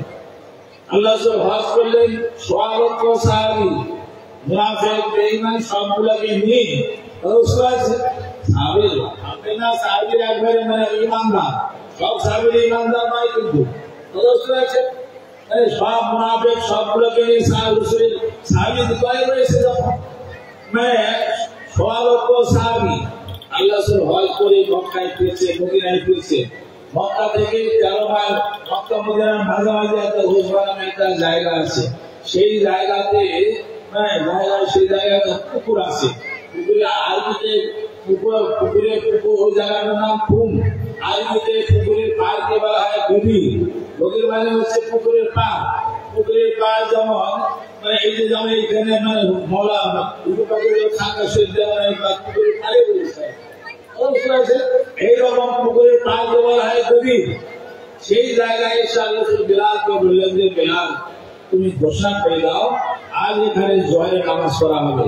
জয়ের নামাজের পর আজ এমন কথা বলা হবে যে কথা ইতিপূর্বে তারা শুনে নাই আর পরে শুনবে না। আমার জীবনের শেষ কথা সারমর্ম কথা আজ আমি বলে দেবো। বিলাল ঘোষণা করে দিলেন, যারা পিছনে করেছিল তারা এগিয়ে এলো, যারা সামনে গিয়েছিল তারাও পিছিয়ে এলো, যাদের গোসল করার দরকার গোসল করলো, যাদের উঁচু করার দরকার উঁচু করলো। আধার বাহাদুর বিলাল আজান পেলেন। আজান হওয়ার পর ঘরে নামাজ হলো। নামাজের পর আল্লাহ রসুলের জন্য একটা গাছতলাতে উটের হাওদা বলেন, উঠে পিঠে যে বসা খাবার মতো লাগানো হয়, হ্যাঁ ওই হাওড়া খুলে নিয়ে এসে আল্লাহ রসুলের জন্য মানে উঁচু করে জায়গায় দেওয়া হলো। উঁচু করে জায়গায় দেওয়া হলো, আল্লাহ রসুল উঁচু জায়গায় দাঁড়ালেন। সওয়া লক্ষ সাহাবী যে ওই দিনে যারা ছিল তারা কিন্তু সিপিনের মাঠেও ছিল। সিপিনের মাঠের মাওলা আলীর বিরুদ্ধে অস্ত্র ধরেছিল, বুঝতে পারছে। যাই হোক, সওয়া লক্ষ সাহাবী আল্লাহ সেইখানে দাঁড়ালেন। দাঁড়িয়ে বলছেন আওলা বিকুম মিন আনফুসিকুম, আমার সাহাবীরা আল্লাহর তরফ থেকে ডাক এলে আমি চলে যাব। আমি চলে যাওয়ার পর আল্লাহর কথা তোমাদের কে শোনাবে? আল্লাহর রাস্তায় তোমাদের কে চালাবে? হিদায়াতের রাস্তায় তোমাদের কে চালাবে? সৎ পথে তোমাদের কে চালাবে? আমি তাকে দায়িত্ব দেব, তাকে তোমরা মানবে তো? সবাই বলছি ইয়া রাসূলুল্লাহ যদি সন্দেহ মানবেন না। তারপর আল্লাহ বলেছে আমার সাহাবারা আমি তোমাদের জীবনের থেকেও কি অধিক প্রিয় নই? আমি কি তোমাদের জীবনের থেকে অত্যাধিক ভালোবাসার নই? সবাই বলছে ইয়া রাসূলুল্লাহ নিঃসন্দেহে আমাদের জীবনের থেকে আপনাকে আমরা বেশি ভালোবাসি। আল্লাহ বলেছে আল্লাহ সাক্ষী থাকো, এরা আমাকে জীবনের থেকে বেশি ভালোবাসে। তারপর আল্লাহ রাসূল বলছে আমার সাহাবারা আল্লাহর তরফ থেকে ডাক দিয়ে আমি চলে যাব, নবুয়তের দরজা বন্ধ হয়ে যাবে, আমি শেষ নবী, এরপরে আর কোনো নবী আসবে না। আমি চলে গেলে নবুয়তের দরজা বন্ধ হয়ে যাবে। তাহলে কিয়ামত পর্যন্ত হিদায়াতের রাস্তায় কে চালাবে? কে চালাবে নবুয়তের কাজ? নবীর কাজটা কে করবে? তাকে দায়িত্ব দেবো, তাকে তোমরা মানবে? সবাই বলছে নিঃসন্দেহে রাসূল মানবো, নিঃসন্দেহে তাকে মানবো। আল্লাহ রাসূল যে আল্লাহ তুমি সাক্ষী থাকো, আমি যাকে দায়িত্ব দেবো তাকে এরা মানবে বলছে। তারপর আল্লাহ রাসূল মাওলাই কায়নাত মাওলা আলীকে ডাকলেন। মাওলা আলীকে ডাকলেন, দেখে হাত ঘুরে আপু ঘুরে তুলেছে আমি সাহেব খুঁজে এর মতো আদার হাদিস। এটাকে মুহাদ্দিসের মতে, মুহাদ্দিসের কথায় অত্যধিক সহিহ। আমার হাদিস খুব কম পাওয়া যায়, মুতাওয়াতির রাবীর মধ্যে কোনো ত্রুটি নেই। একটা রাবী নয়, একসঙ্গে বহু রাবী একই কথা বলছেন। হাদিস বর্ণনার সময় দেখা যায় একটা শব্দ কারো কম কারো বেশি, কারো দুটো শব্দ কম কারো দুটো কম বেশি এরকম থাকে। আর এই হাদিসটায় 18 জন সাহাবী একরকম বর্ণনা করছেন। 18 জন সাহাবী একরকম বর্ণনা করছেন, একটা শব্দ ইতিবাচক করছেন না। আবু সাহেব খুলে বলছেন আল্লাহ রাসূল মাওলা আলীকে ডাকলেন, ডেকে হাত উপরে তুললেন। এত উপরে তুলেছেন আল্লাহ রাসূলের বগলে সাদা অংশ দেখতে পাচ্ছিলাম। হাদিসটা বর্ণনা ভঙ্গি, সাদা অংশ দেখতে পাচ্ছিলাম। আল্লাহ রাসূল বলছে আমার সাহাবারা তোমরা একে চেনো? সবাই বলছে নিঃসন্দেহে চিনি, এ হচ্ছে আবু তালেবের ছেলে আলী। আল্লাহ পবিত্র জামানে বলছে আমার সাহাবারা আল্লাহ তরফ থেকে ডাক এলে আমি চলে যাব, আল্লাহ তরফ থেকে ডাক এলে আমি চলে যাব, নবুয়তের দরজা বন্ধ হয়ে যাবে, আসবে না। আমি যাকে দায়িত্ব দেবো তাকে তোমরা মানবে? বলে হ্যাঁ ওই ভাই আল্লাহ শুনির সঙ্গে মানবো। আল্লাহ বলছেন মান কুনতুম মাওলাহু ফাহাযা আলীউন মাওলা, আমি তার মাওলা, আমি তার গার্জিয়ান, আমি তার প্রভু। এই আলীও তার গার্জিয়ান, আলীও তার প্রভু। বলেন সুবহানাল্লাহ। যখনই আল্লাহ বললেন সঙ্গে সঙ্গে আয়াত এসেছে। কোরআন শরীফের সূরা মায়েদার 3 নম্বর আয়াতের অংশ, আল ইয়াউমা أكملت لكم دينكم أتممت عليكم نعمتي رضيت لكم الإسلام دينا يا محبوب يا হাবিব আজকের দিনে এই মুহূর্তে আমি আপনার ইসলামটাকে পরিপূর্ণ করে দিলাম বলেন সুবহানাল্লাহ। আরে আর বাকি রাখলেন না, পরিপূর্ণ করে দিলেন। আর বলছে রাসূল আমার যা আতমামতু আলাইকুম নিয়ামতি, আর আমার যা নিয়ামত ছিল সব দিয়ে দিলাম, যা নিয়ামত ছিল সব দিয়ে দিলাম। তারপরে আল্লাহ রাসূল রকমের আয়াত যখন এসে গেল, আল্লাহ হাত করে দেওয়া করছে, আল্লাহুম্মা ওয়ালা মান আদাহু আনসুর মান নাসাহু। হ্যাঁ, আল্লাহ রাসূল হে আল্লাহ, আলীকে যারা ভালোবাসে তুমি তাকে ভালোবাসো, আর আলীকে আলীর সঙ্গে যারা দুশমনি করবে তার সঙ্গে দুশমনি করো। এ আল্লাহ, আলীকে যারা সাহায্য করবে তুমি তাদের সাহায্য করো বলেন সুবহানাল্লাহ। যারা এই কথাগুলো শুনেছিল, আর একটা কথা পিছনে ফেলে এসেছি, আল্লাহ সব কথাগুলো বলতে চাইছিলেন না প্রথম, বলবো কি বলবো, এরা মানবে কি মানবে না। এরা কলেমা করে কি আমাকে রাসূল বলে মানে, আমি যা বলছি মানবো বলছে ঠিকই, মানবো তো চিন্তা করছিলেন। আল্লাহ শুধু ভাবছেন বলবো কি বলবো না। আয়াত এসে গেল কোরআন শরীফ সূরা মাইদা, কোরআন শরীফ সূরা মাইদা 63 নম্বর আয়াত এসে গেল। يا أيها الرسول بلغ ما أنزل إليك من ربك فإن لم تفعل فما بلغت رسالته। يا الله رسول يا আমার মাহবুব, আজ যদি আপনি কথা না বলেন তাহলে আপনার ইসলাম প্রচার করাই হলো না, আমি ইসলাম প্রচার করা বেকার হয়ে গেল। বলুন আপনি বলে আল্লাহ তরফ থেকে যা এসেছে হুকুম বলে দিন, এরা মানব না বলুন, আপনি মানুষের দুর্গন্ধ ভয় পাবেন না। প্রথমে চিন্তা করেছে বললে এরা মানবে তো। দেখা গেল যারা ওই দিন যারা ছিল তারাই কিন্তু মাওলানা কায়নাতের যুদ্ধে অস্ত্র ধরেছে। খরচ হয়েছে সিপিনের যুদ্ধে। সিপিনের যুদ্ধ আমরা সবাই জানি, আমরা এক কথা আম মুসলমান যারা আছি, মানে সবাই জানি আমরা কি আবু বকর সিদ্দিক হয়তো শ্রেষ্ঠ সাহাবী, সবাই বলি শ্রেষ্ঠ সাহাবী। কি ভাই মনে করি না? আবু বকর সিদ্দিক শ্রেষ্ঠ সাহাবী, বড় সাহাবী। ইসলাম গ্রহণ করলো মওলা কায়নাতের অনেক পরে অবস্থা আছে। আবার শ্রেষ্ঠ সাহাবী যদি হলো, আল্লাহ রাসূল কি বলছেন তিরমিজি শরীফের হাদিস, আর বাপ বেরিয়ে বর্ণনা করছেন, তারপরে আয়েশা সিদ্দিকা এবং আবু বকর সিদ্দিক দুজনে বর্ণনা করছেন। একদিন মওলা আলী বাপ বেরিয়ে আয়েশা সিদ্দিকা আবু বকর সিদ্দিকের কথা বলছেন, মওলা আলী আছে কথা বন্ধ করে যখন কাছে সামনাসামনি এসেছে, কথা বন্ধ করে এক দৃষ্টিতে তাকিয়ে আছে মওলা আলীর দিকে লোক তাকিয়ে আছে। মওলা আলী চলে গেলেন, আয়েশা সিদ্দিকা বলছেন তাই আমি দেখি আলী আপনার কাছে এলে কোনো দিকে না তাকিয়ে কোনো কথা না বলে এক দৃষ্টিতে আপনি আলীর মুখের দিকে তাকিয়ে থাকেন। আলীর মুখে আপনি কি দেখেন, কি আছে, কি দেখেন? আবু বকর সিদ্দিক বলেছেন তাহলে ঠিক, আমি নিজে আল্লাহ রাসূলের কাছ থেকে শুনেছি, আল্লাহ রাসূল পবিত্র জবানে বলেছেন, আমি নিজের কানে শুনেছি, আন নাসরিলা ওয়া জালি ইবাদাতি, আলীর চেহারা দেখা, আলীর মুখ দেখা আল্লাহর ইবাদত করা বলেন সুবহানাল্লাহ। আলীর চেহারা দেখে মুখটা দেখে আমি আল্লাহর ইবাদত করি, তাই না? তাহলে যার মুখ থেকে ইবাদত করে তিনি বড় না যার মুখ দেখে তিনি বড়? যিনি মুখটা দেখে তিনি বড় না যার মুখ দেখছে তিনি বড়? কি করা যাবে?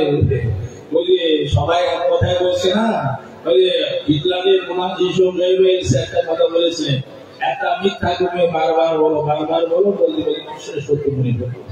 আমাদের অবস্থায় হয়ে গেছে, মিথ্যা শুনে যাতে শোনেন না আপনারা কত মানে মহানবী চান উঠলে আল্লাহ কি বলবো। মানে উত্তরবঙ্গে আসামি দেখছিল এবার 18 তারিখে আসামে প্রোগ্রাম করলো অনেকটা অবস্থা আছে, ওখানে ওরা গরু জবাই করবে, ভাই খবরদার গরু জবাই করবে অবস্থা আছে। 18 তারিখে আমি মৌলবীর আওয়াজ করেছি, মহরমের 10 তারিখে উনি তো ভালো খায় আর বিরিয়ানি খায়, গোস্ত ভাত খায়, তো সারা বছর ভালো খাবে অবশ্যই আছে, সারা বছর ভালো খাবে। গ্রামের প্রচার অবশ্যই আছে, মেম্বার উঠে মহরমে চা উঠলে প্রচার তাদের মহরমে ভালো খাও, 10 তারিখে মহরমের 10 তারিখে আশুরার তারিখে বিরিয়ানি খাও, পোলাও খাও, মাল গোস খাও, খুব সারা বছর খাও খাবে।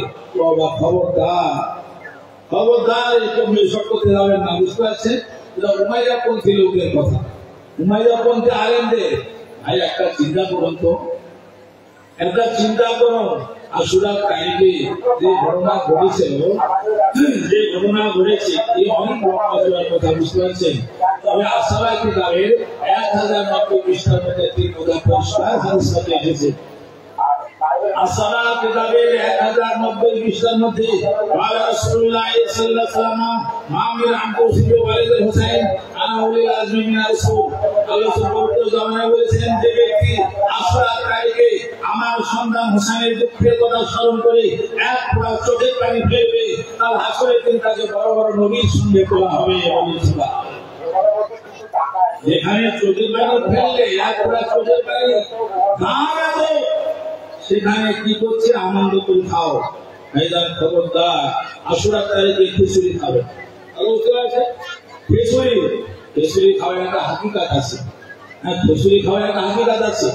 নূহ আলাইহিস সালাম ওই কারবালার মাঠে, কারবালা মাঠে সেই নূহ আলাইহিস সালাম কেঁদে গেছেন, বাবা আদমও কেঁদেছেন। বাবা আদমের সময় কারবালার মাঠটা তো হয়েছে, ঘটনা ঘটেনি। মানে আদম আলাইহিস সালাম মা হাওয়াকে খুঁজছে, খুঁজতে খুঁজতে কারবালা পাথর ভিতরে যখন যাচ্ছেন, পাথর হোসরকে আঙ্গুলটা ফেটে রক্ত বের ফেলা। আদম সালামের পরওয়া জায়গায় কোন জায়গা, এটা কোন জায়গা, আমার পা ফেটে রক্ত বের হচ্ছে কেন? আল্লাহ পাক পুরো ঘটনা শোনালেন। আদম সালাম কাঁদতে লাগলেন। তবে কয়েক মানে হাজার হাজার বছর পরে হবে, তার আগে আদম সালাম সেই কথা চিন্তা করে কাঁদছেন। নূহ আলাইহিস সালাম নৌকা ভাসছে, ভাসতে ভাসতে একটা জায়গায় গিয়ে সুনানে বাইহাকির মধ্যে হাদিস শরীফে এসেছে, একটা জায়গায় গিয়ে নৌকাটা আটকে গেল। থরথর করে নৌকা কাটছে, নৌকা কাটছে, থরথর করে কাটছে, পাওনা হচ্ছে। লোক এসে বলছে, হুজুর নৌকা তো থরথর করে কাটছে, এখন ওর পার হয়ে যায় এমন হয়। বেরিয়ে গেলেন, এসে দেখছে হ্যাঁ নৌকা থরথর করে কাটছে। আল্লাহ মুহাম্মদ সাল্লাল্লাহু আলাইহি ওয়া সাল্লাম, তোমার হুকুমে আমি নৌকা তৈরি করেছি, তোমার হুকুমে নৌকা চলছে, নৌকা কেন কাটছে কেন? সামনে লক্ষ্য করো, সামনে লক্ষ্য করে দেখছেন একটা টাটকা রক্তের স্রোত দেখছে, টাটকা রক্তের স্রোত চলে যাচ্ছে। টাটকা রক্তের স্রোত কোথা থেকে এলো? এই নদী কোথা থেকে এলো? আল্লাহ পুরো কারবালার ঘটনা শোনালেন, কারবালার ঘটনা শোনালেন। কাঁদতে লাগলেন, আমাকে যদি নূহ নবীউল্লাহ না বানিয়ে কারবালার শহীদদের সবাই অসুবিধা হয়ে যেত। কারবালার নূহ সাল্লাল্লাহু যখন আশুরার তারিখে নৌকাটা শুকনায় লেগে গেল, শুকনাতে জল লেগে গেল, নূহ সাল্লাল্লাহু রান্না করো, রান্না করো। ভাবছিল যে রান্না করার পর তখন কিছু নেই, চাল আছে অল্প, ডাল আছে অল্প, আলু আছে অল্প, যা আছে সব অল্প, আলাদা আলাদা রান্না করার সময় এক জায়গায় করে রান্না করে, এক জায়গায় করে রান্না হলে কি হয়? তাহলে মহরমের 10 আশুরা তারিখে কি খিচুড়ি খাওয়ার সুন্নাত? খিচুড়ি খাওয়ার সুন্নাত শুধু নয়, আর বিজ্ঞান গবেষণা চিন্তা করে বের করলো যে না, খিচুড়ির ভেতরে vitamin A, B, C, D সব পাওয়া যায়। আর ওই দেখে আমাদের হিন্দুস্তান কি করলো, সরকার করলো যে খিচুড়ি স্কুল খুলে, হ্যাঁ খিচুড়ি স্কুল খুলে দেবে, খিচুড়ি খাওয়া বাচ্চাদের খিচুড়ি স্কুল। বুঝতে পারছে? আর আমার উমাইয়া মৌলবীদের বক্তব্যের চড়ে আসলে তাই খিচুড়ি খাওয়া বাদ দিয়ে কিছু ভাত খাওয়া শুরু করে। কথাটা বুঝতে পারছে? যদি কেউ খায় আশুরা তারিখে মানে গোস্ত বা ভালো ভালো যদি খায়, খাতে হবে সেই এক্সিডেন্ট লোক। কথা বুঝতে পারছে? তাহলে রাইতেন লোকময় আর কি এক্সিডেন্ট লোক। খবরদার মা বোনদের আমি অনুরোধ করবো, খবরদার আপনারা মানে হয়তো মুরব্বীদের কথা শুনে শুনে মানে একটা কাম পেয়ে গেছে, আশুরা তারিখে হয়তো মানে রান্না ভালো মন্দ হয়ে যায়, রান্না করুন না, করবেন না। খবরদার বাচ্চাদের ওই দিনটা অন্তত খিচুড়ি খান কমসে কম। তা ফিরে আসি, যেটা আমি বলতে চাইছিলাম যে মাওলা আলীটা কে? মাওলা আলী সম্পর্কে আমি কি বলবো? আমি কিছু বলতে পারি? ভারত বলে হিন্দু বাড়ি কত বলে হিন্দ বাড়ি নামাজ বলছেন, मौला अली সম্পর্কে বলতে গিয়ে কারীম নওয়াজ বলেছেন আর সাফ আলী লাগু তো মুমকিনিস গঞ্জাশে পাহাড়ে দর্শক মুমকিনিস কারীম নওয়াজ বলেছেন আমি আলীর গুণগান কি করব আলীর গুণগান করে আমি মঈনুদ্দিন তার এক করা কমাতে পারবো না আর যেমন সাগরে পানি কলসি করে তুলে কমানো যায় না সাগরে পানি কলসি করে তুলে যেমন কমানো যায় না আমি মঈনুদ্দিন সারা জীবন বলি मौला अली गुणगान बोलते থাকি তো এক মালা করবে কারণ শুনেছে मौला अली যে কি मौला अली সম্পর্কে বলতে গিয়ে আল্লাহ সুবহানাহু ওয়া তাআলা বলেছেন मौला अली কে বলা অত সহজ নয় কারণ শুনেছে मौला अली কে বুঝতে পারলে আমরা বলি মুশকিল কোথা এই আমি মুশকিল কথা বলে তো আমাদের পরিবার ফতোয়া দিবে হ্যাঁ আল্লাহ মুশকিল আসান করবে হ্যাঁ মুশকিল কোথা মানে মুশকিল আসান করবে और मौला अली के मुश्किल कोथा बोले हाँ मुश्किल कोथा मौला अली के बोले और उसका आप मंदिर वाले का कहता श्री अल्लाह मुश्किल दिए आसान अल्लाह कर दे हाँ हमरा प्रथम मुश्किल कोथा बोले नहीं हमरा मुश्किल कोथा बोलते जाओ ना हमरा मुश्किल कोथा भी बोले नहीं क्या बोले से भाईला मौला अली के एतो ज्ञान मौला अली के की विद्या की ज्ञान ছিল कल्पना करा যাবে না मौला अली জ্ঞান সম্পর্কে আল্লাহ পবিত্র জমানে বলেছেন আনাদার হিকমত আলিম বাবুহা আনাদার খালিয়াতে হাসাবা আমি বিজ্ঞানের ঘর আমি জ্ঞানের ঘর আলী তাকওয়া যে লোকের ইচ্ছা আমার জ্ঞানে আসা তৎক্ষণাৎ সে আলীর কাছে আসো কোরআন বুঝবে আলীর কাছে এসো হাদিস বুঝবে আলীর কাছে এসো আবার এই কঠিন প্রশ্ন কোন কোন প্রাণী দিন দেয় আর কোন কোন প্রাণী বাচ্চা দেয় ওদের ধারণা ছিল যে কোন কোন প্রাণী বাচ্চা দেয় আমরা বলে বলতাম আমি গরু ছাগল গরু বিড়াল শিয়াল এসব বলতাম আর কোন কোন প্রাণী ডিম দেয় আমরা বলে বলতে হাঁস মুরগি ছিল শুঁড় শাড়ি ঠিক ওই রকম ধারণা ছিল তো হ্যাঁ এইটাই কঠিন প্রশ্ন হ্যাঁ যে একজন যা সবাই গেলে হবে না একজন যা একজন গেলে একজন যে প্রশ্ন করবে কোন কোন প্রাণী ডিম দেয় কোন কোন প্রাণী বাচ্চা দেয় ঠিক আছে সবাই বসে আছে মলায় কানা বসে আছে তুমি আচ্ছা আলী তুমি শুয়ে যাবে তোমার বলে হ্যাঁ তোমাকে একটা প্রশ্ন উত্তর দাও তো বলো বলো কি প্রশ্ন আচ্ছা আলী পৃথিবীর বুকে কোন কোন প্রাণী ডিম দেয় আর কোন কোন প্রাণী বাচ্চা দেয় তিনি আল্লাহ রাসূলের জ্ঞানের দোয়া তাকে সময় লাগে এই কাজ করলে আমাদের মতো হ্যাঁ মৌলা আলী উদ্বোধন করলেন শোনো পৃথিবীর বুকে যেসব প্রাণীর কান ভেতরে তারা ডিম দেয় আর যাদের কান বাইরে তারা সব বাচ্চা দেয় বলে সুবহানাল্লাহ আমি কেন বলবো যে মানুষ ছাগল ধরা কুকুর বিড়াল বাচ্চা দেয়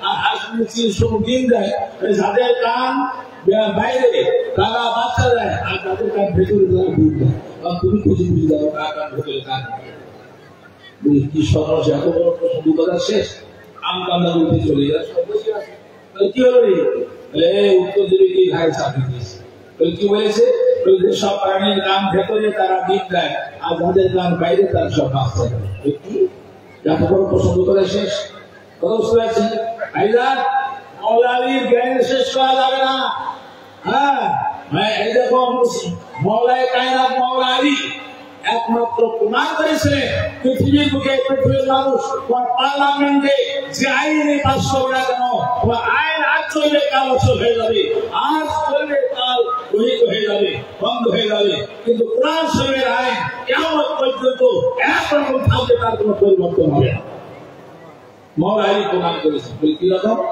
এই দেখো মানে উমর ফারুকের শাসন করে মুসলিম জানিয়ে খলিফা উমর ফারুক তার জামানায় একটা গন্ডগোল শুরু হয়ে গেছে কি গন্ডগোল একই দিনে দুইজন মা দুটো সন্তানের জন্ম দুজন মহিলা দুজন সন্তানের জন্ম দিয়েছে একজন হয়েছে ছেলে আর আরেকজন হয়েছে মেয়ে এখন দুজনাই বলছে আমার ছেলে মেয়েরা মা কেউ হচ্ছে না এবারে এখনকার মধ্যে তো ব্লাড টেস্ট করে মেশিন খালি ব্লাড টেস্ট করে দেখবে তার ছেলে কার মেয়ে এখন ঝগড়া করতে করতে উমর ফারুকের কাছে বিচার আর উমর ফারুক বলছে আচ্ছা একটা ছেলে দুটো মা তোর মেয়েটা কার কেউ বলছে হুজুর আমার না ও বলছে উমর ফারুক তার কাজ হয়ে গেছে কি করে ফয়সালা করবেন আর বিচার বুদ্ধি ফিরে পাচ্ছে মৌলা আলীর কাছে চলে গেছে যে মৌলা আলী বলছে ভাই আলী একটা মামলা এসেছে মামলাটা ফয়সালা করতে পারছে কি একই দিনে দুইজন মহিলা দুইজন সন্তানের জন্ম দিয়েছে,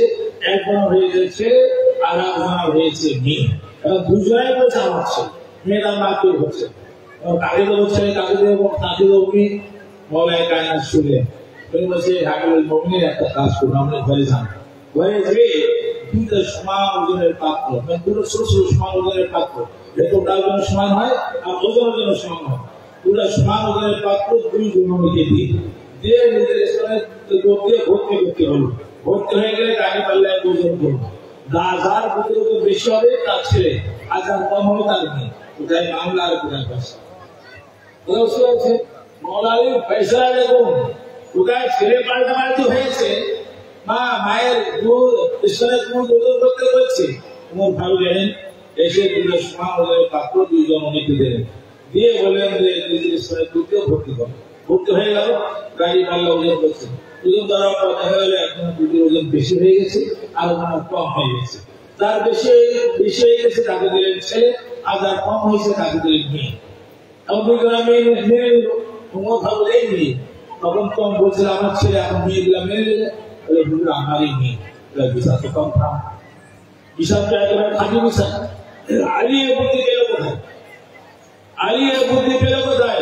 এখানে চিন্তার বিষয় একটা কি জানেন, সাহাবায়ে কেরামদের মাতৃভাষায় কোরআন শরীফ, তারা কোরআন শরীফ পড়েন, বুঝতে পারেন, মানে বুঝতে পারেন, কিন্তু রহস্য বুঝতে পারতেন না।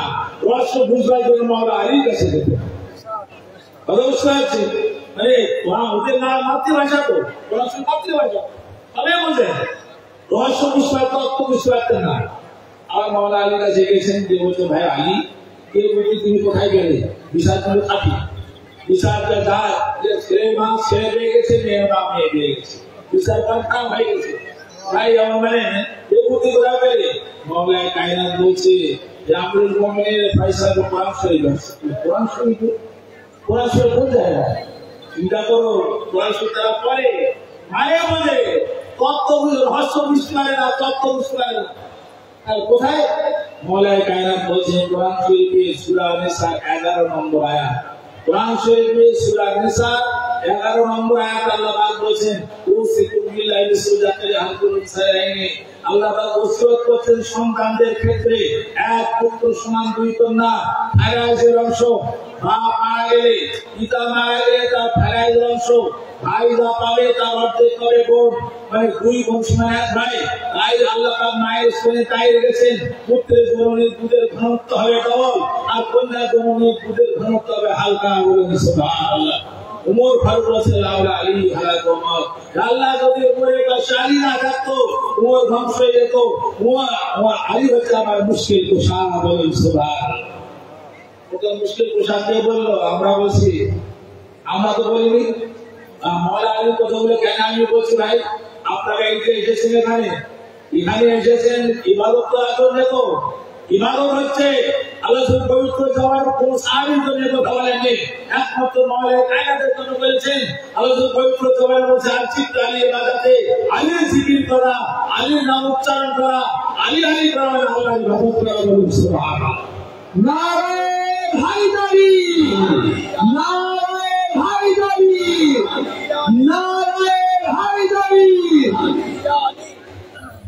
আল্লাহ রাসূল পবিত্র জবাই আলী মাওলায় কায়নাত মাওলা আলী নাম এই জন্য বলছি, আমি এখানে ইবাদত করতে বসেছি আমরা।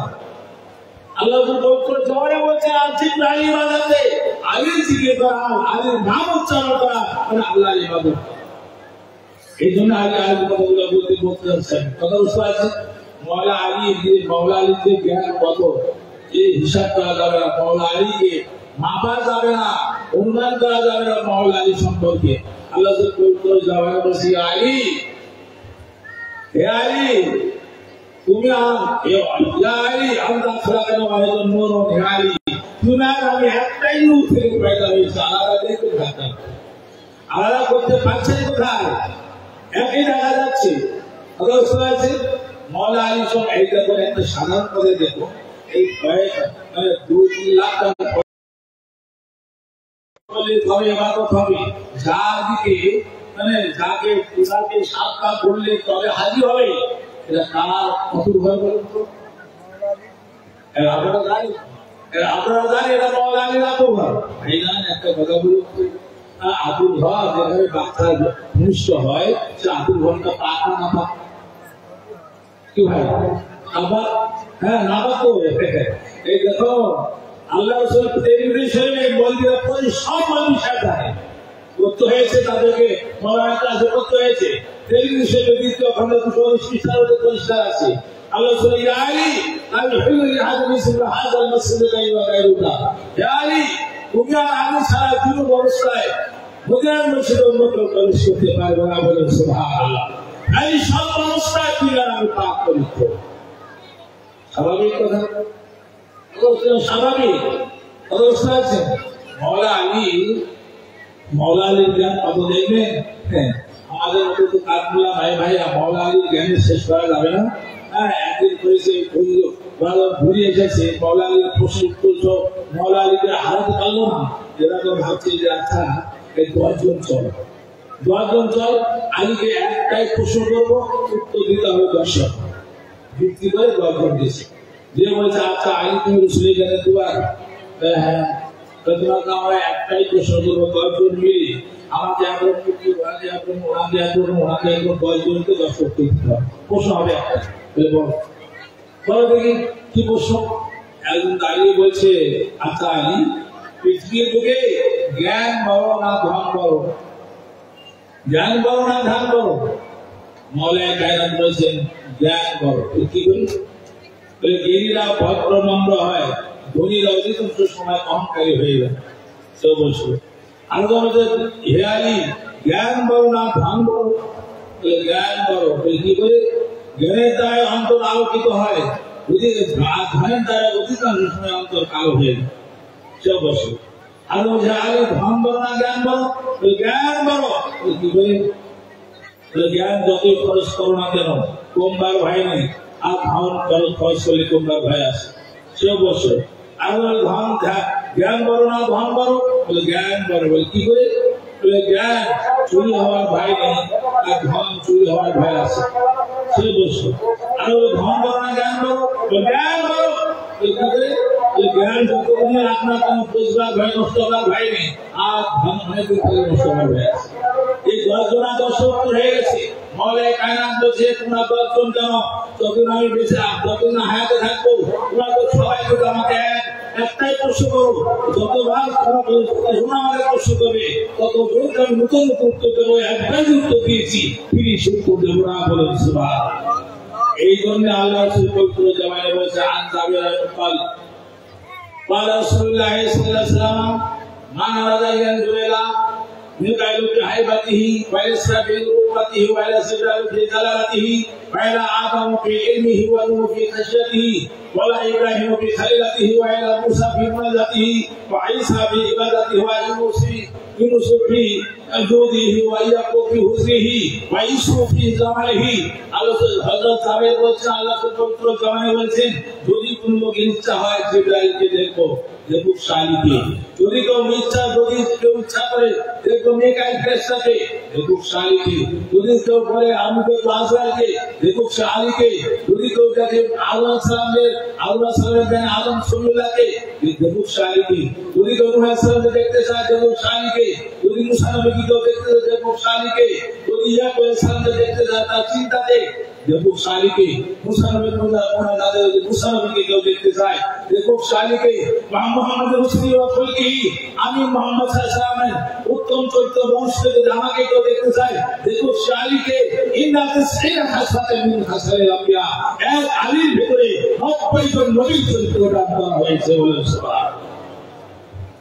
একজন আলীর ভিতরে একজন আলীকে দেখা মানে 90 জন নবীকে দেখা। মাওলা আলী মামুলি নয়, কথা বুঝতে পারছে?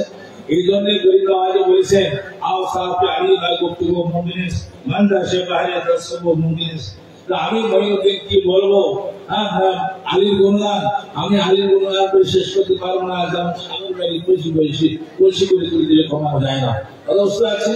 তাই প্রশ্ন আল্লাহুম্মা সাল্লি আলা সাইয়্যিদিনা মাওলানা মুহাম্মদ ওয়া আলা আলি সাইয়্যিদিনা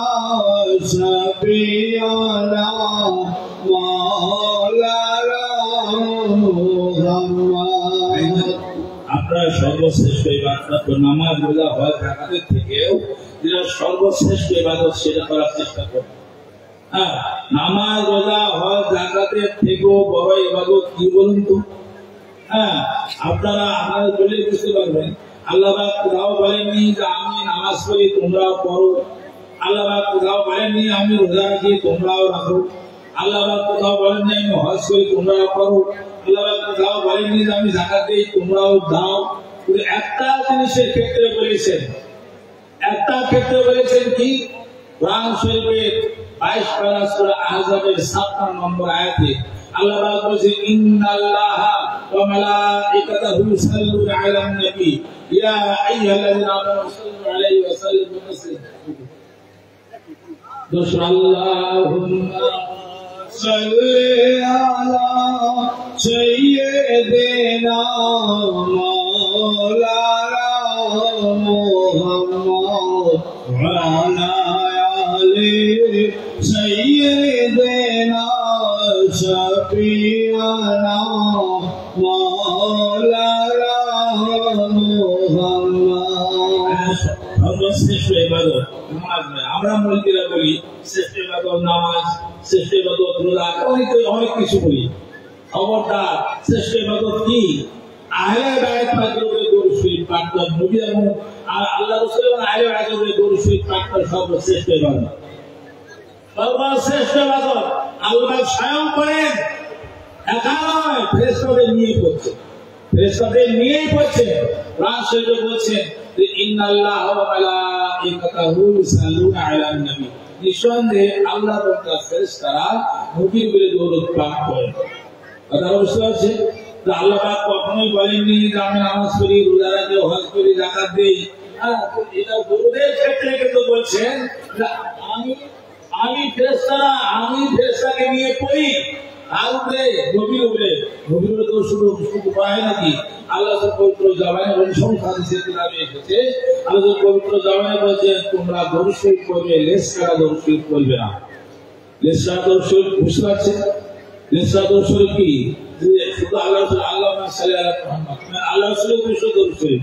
যতক্ষণ না পর্যন্ত আহলে বাইতের উপরে দরুদ শরীফ করছে ততক্ষণ পর্যন্ত পূর্ণাঙ্গ দরুদ শরীফ হবে না। অতএব নামাজ রোজা হজ যাকাতের থেকেও শ্রেষ্ঠ ইবাদত হচ্ছে দরুদ শরীফ। বুঝতে পারছেন? যদি আপনি নামাজ রোজা কিছু করতে নাও পারেন, ভাইজান এই দেখো অনেকে বলে পীর কি আর বাঁচাবে? পীর কি বাঁচাবে? অনেকে বলে হ্যাঁ পীর বাঁচাবে, পীর বাঁচাবে। কথাটা বুঝতে পারছেন? কি করে বাঁচাবে? ভাইজান সুনানে ইবনে মাজাহ আছে তাই হাদিসের কিতাব সুনানে ইবনে মাজাহ শরীফে 320 পৃষ্ঠা, 320 পৃষ্ঠার মধ্যে আছে আনাবি হুরায়রা রাদিয়াল্লাহু আনহু قال رسول الله صلى الله عليه وسلم يوم القيامه ثالثه الانبياء ثم العلماء ثم الشهداء। আবু হুরায়রা বলেছেন আল্লাহ রাসূল পবিত্র জবানে বলেছেন সুপারিশ হবে 3 ধরনের। কাল হাসরের দিনে সুপারিশ মানে কি? সুপারিশ কাকে বলে? অন্যায় করেছে তো হাজতে মাফ করে দাও, মানে তার মানে সুপারিশ। সুপারিশ হবে হাসরের দিনে 3 ধরনের। প্রথম নবীরা করবেন, তার আল্লাহ ওলিরা করবেন, তারপর শহীদগণ করবেন। এবারে যার পীর আছে যার পীর নেই তার পীর কি ভাই? হ্যাঁ, ওটা তো আপনারা জানেন। কোরআন শরীফের সূরা কাহাফের 17 নম্বর আয়াত। কোরআন শরীফের এখন মানে কনসেপ্ট করার দরকার নেই, মোবাইলের যুগ তো, মোবাইল থেকে পাওয়া যাবে। সূরা কাহাফের 17 নম্বর আয়াতে আল্লাহ বলেছেন ওমাইয়ুদলিল আলান তাজিদাহু ওয়ালিয়ান মুরশিদা। ওমাইয়ুদলিল আল্লাহ যাকে গোমরাহ করবেন, আল্লাহ যাকে পথভ্রষ্ট করবেন, আল্লাহ যাকে জাহান্নামী করবেন, আল্লাহ কখনো পাবে না। আল্লাহ তাজিদা কখনো পাবে না ওলিয়ান মুরশিদা, মুর্শিদকে পরম বন্ধু রূপে, মানে ওলিকে পরম বন্ধু রূপে, ওলিকে পীরকে সে কখনো পাবে না। আল্লাহ যাকে জাহান্নামী করবেন, গোমরাহ করবেন, পথভ্রষ্ট করবেন, সে কখনো পীর পাবে না। অবশ্য আছে মানে এখানে আরবি পীর কথাটা কোরআন শরীফে নাই, কোরআন শরীফে পীর কথাটা বলে কোনো জিনিস নাই। পীর পীর উর্দু বা ফার্সি, ফার্সি বা উর্দুতে বলা হয় পীর। পীর মানে হচ্ছে পুরো, এটা মানে যেটাকে আমরা বলি পীর ফার্সি শব্দ, এটা কোরআন শরীফের হাদিসে নেই। কোরআন হাদিস তো আরবি, তো ফার্সি উর্দু থাকবে না। ফার্সি উর্দুতে পীর আর আরবিতে কি মুর্শিদ। মুর্শিদা আরবি করেছেন, মাদ্রাসা যারা ছাত্র আছে তারা ভালো জানে যে রুশ ধাতুরা, রুশ মানে হচ্ছে রাস্তা, রুশ মানে রাস্তা, রুশ ধাতুতে মুর্শিদ, রুশ মানে রাস্তা।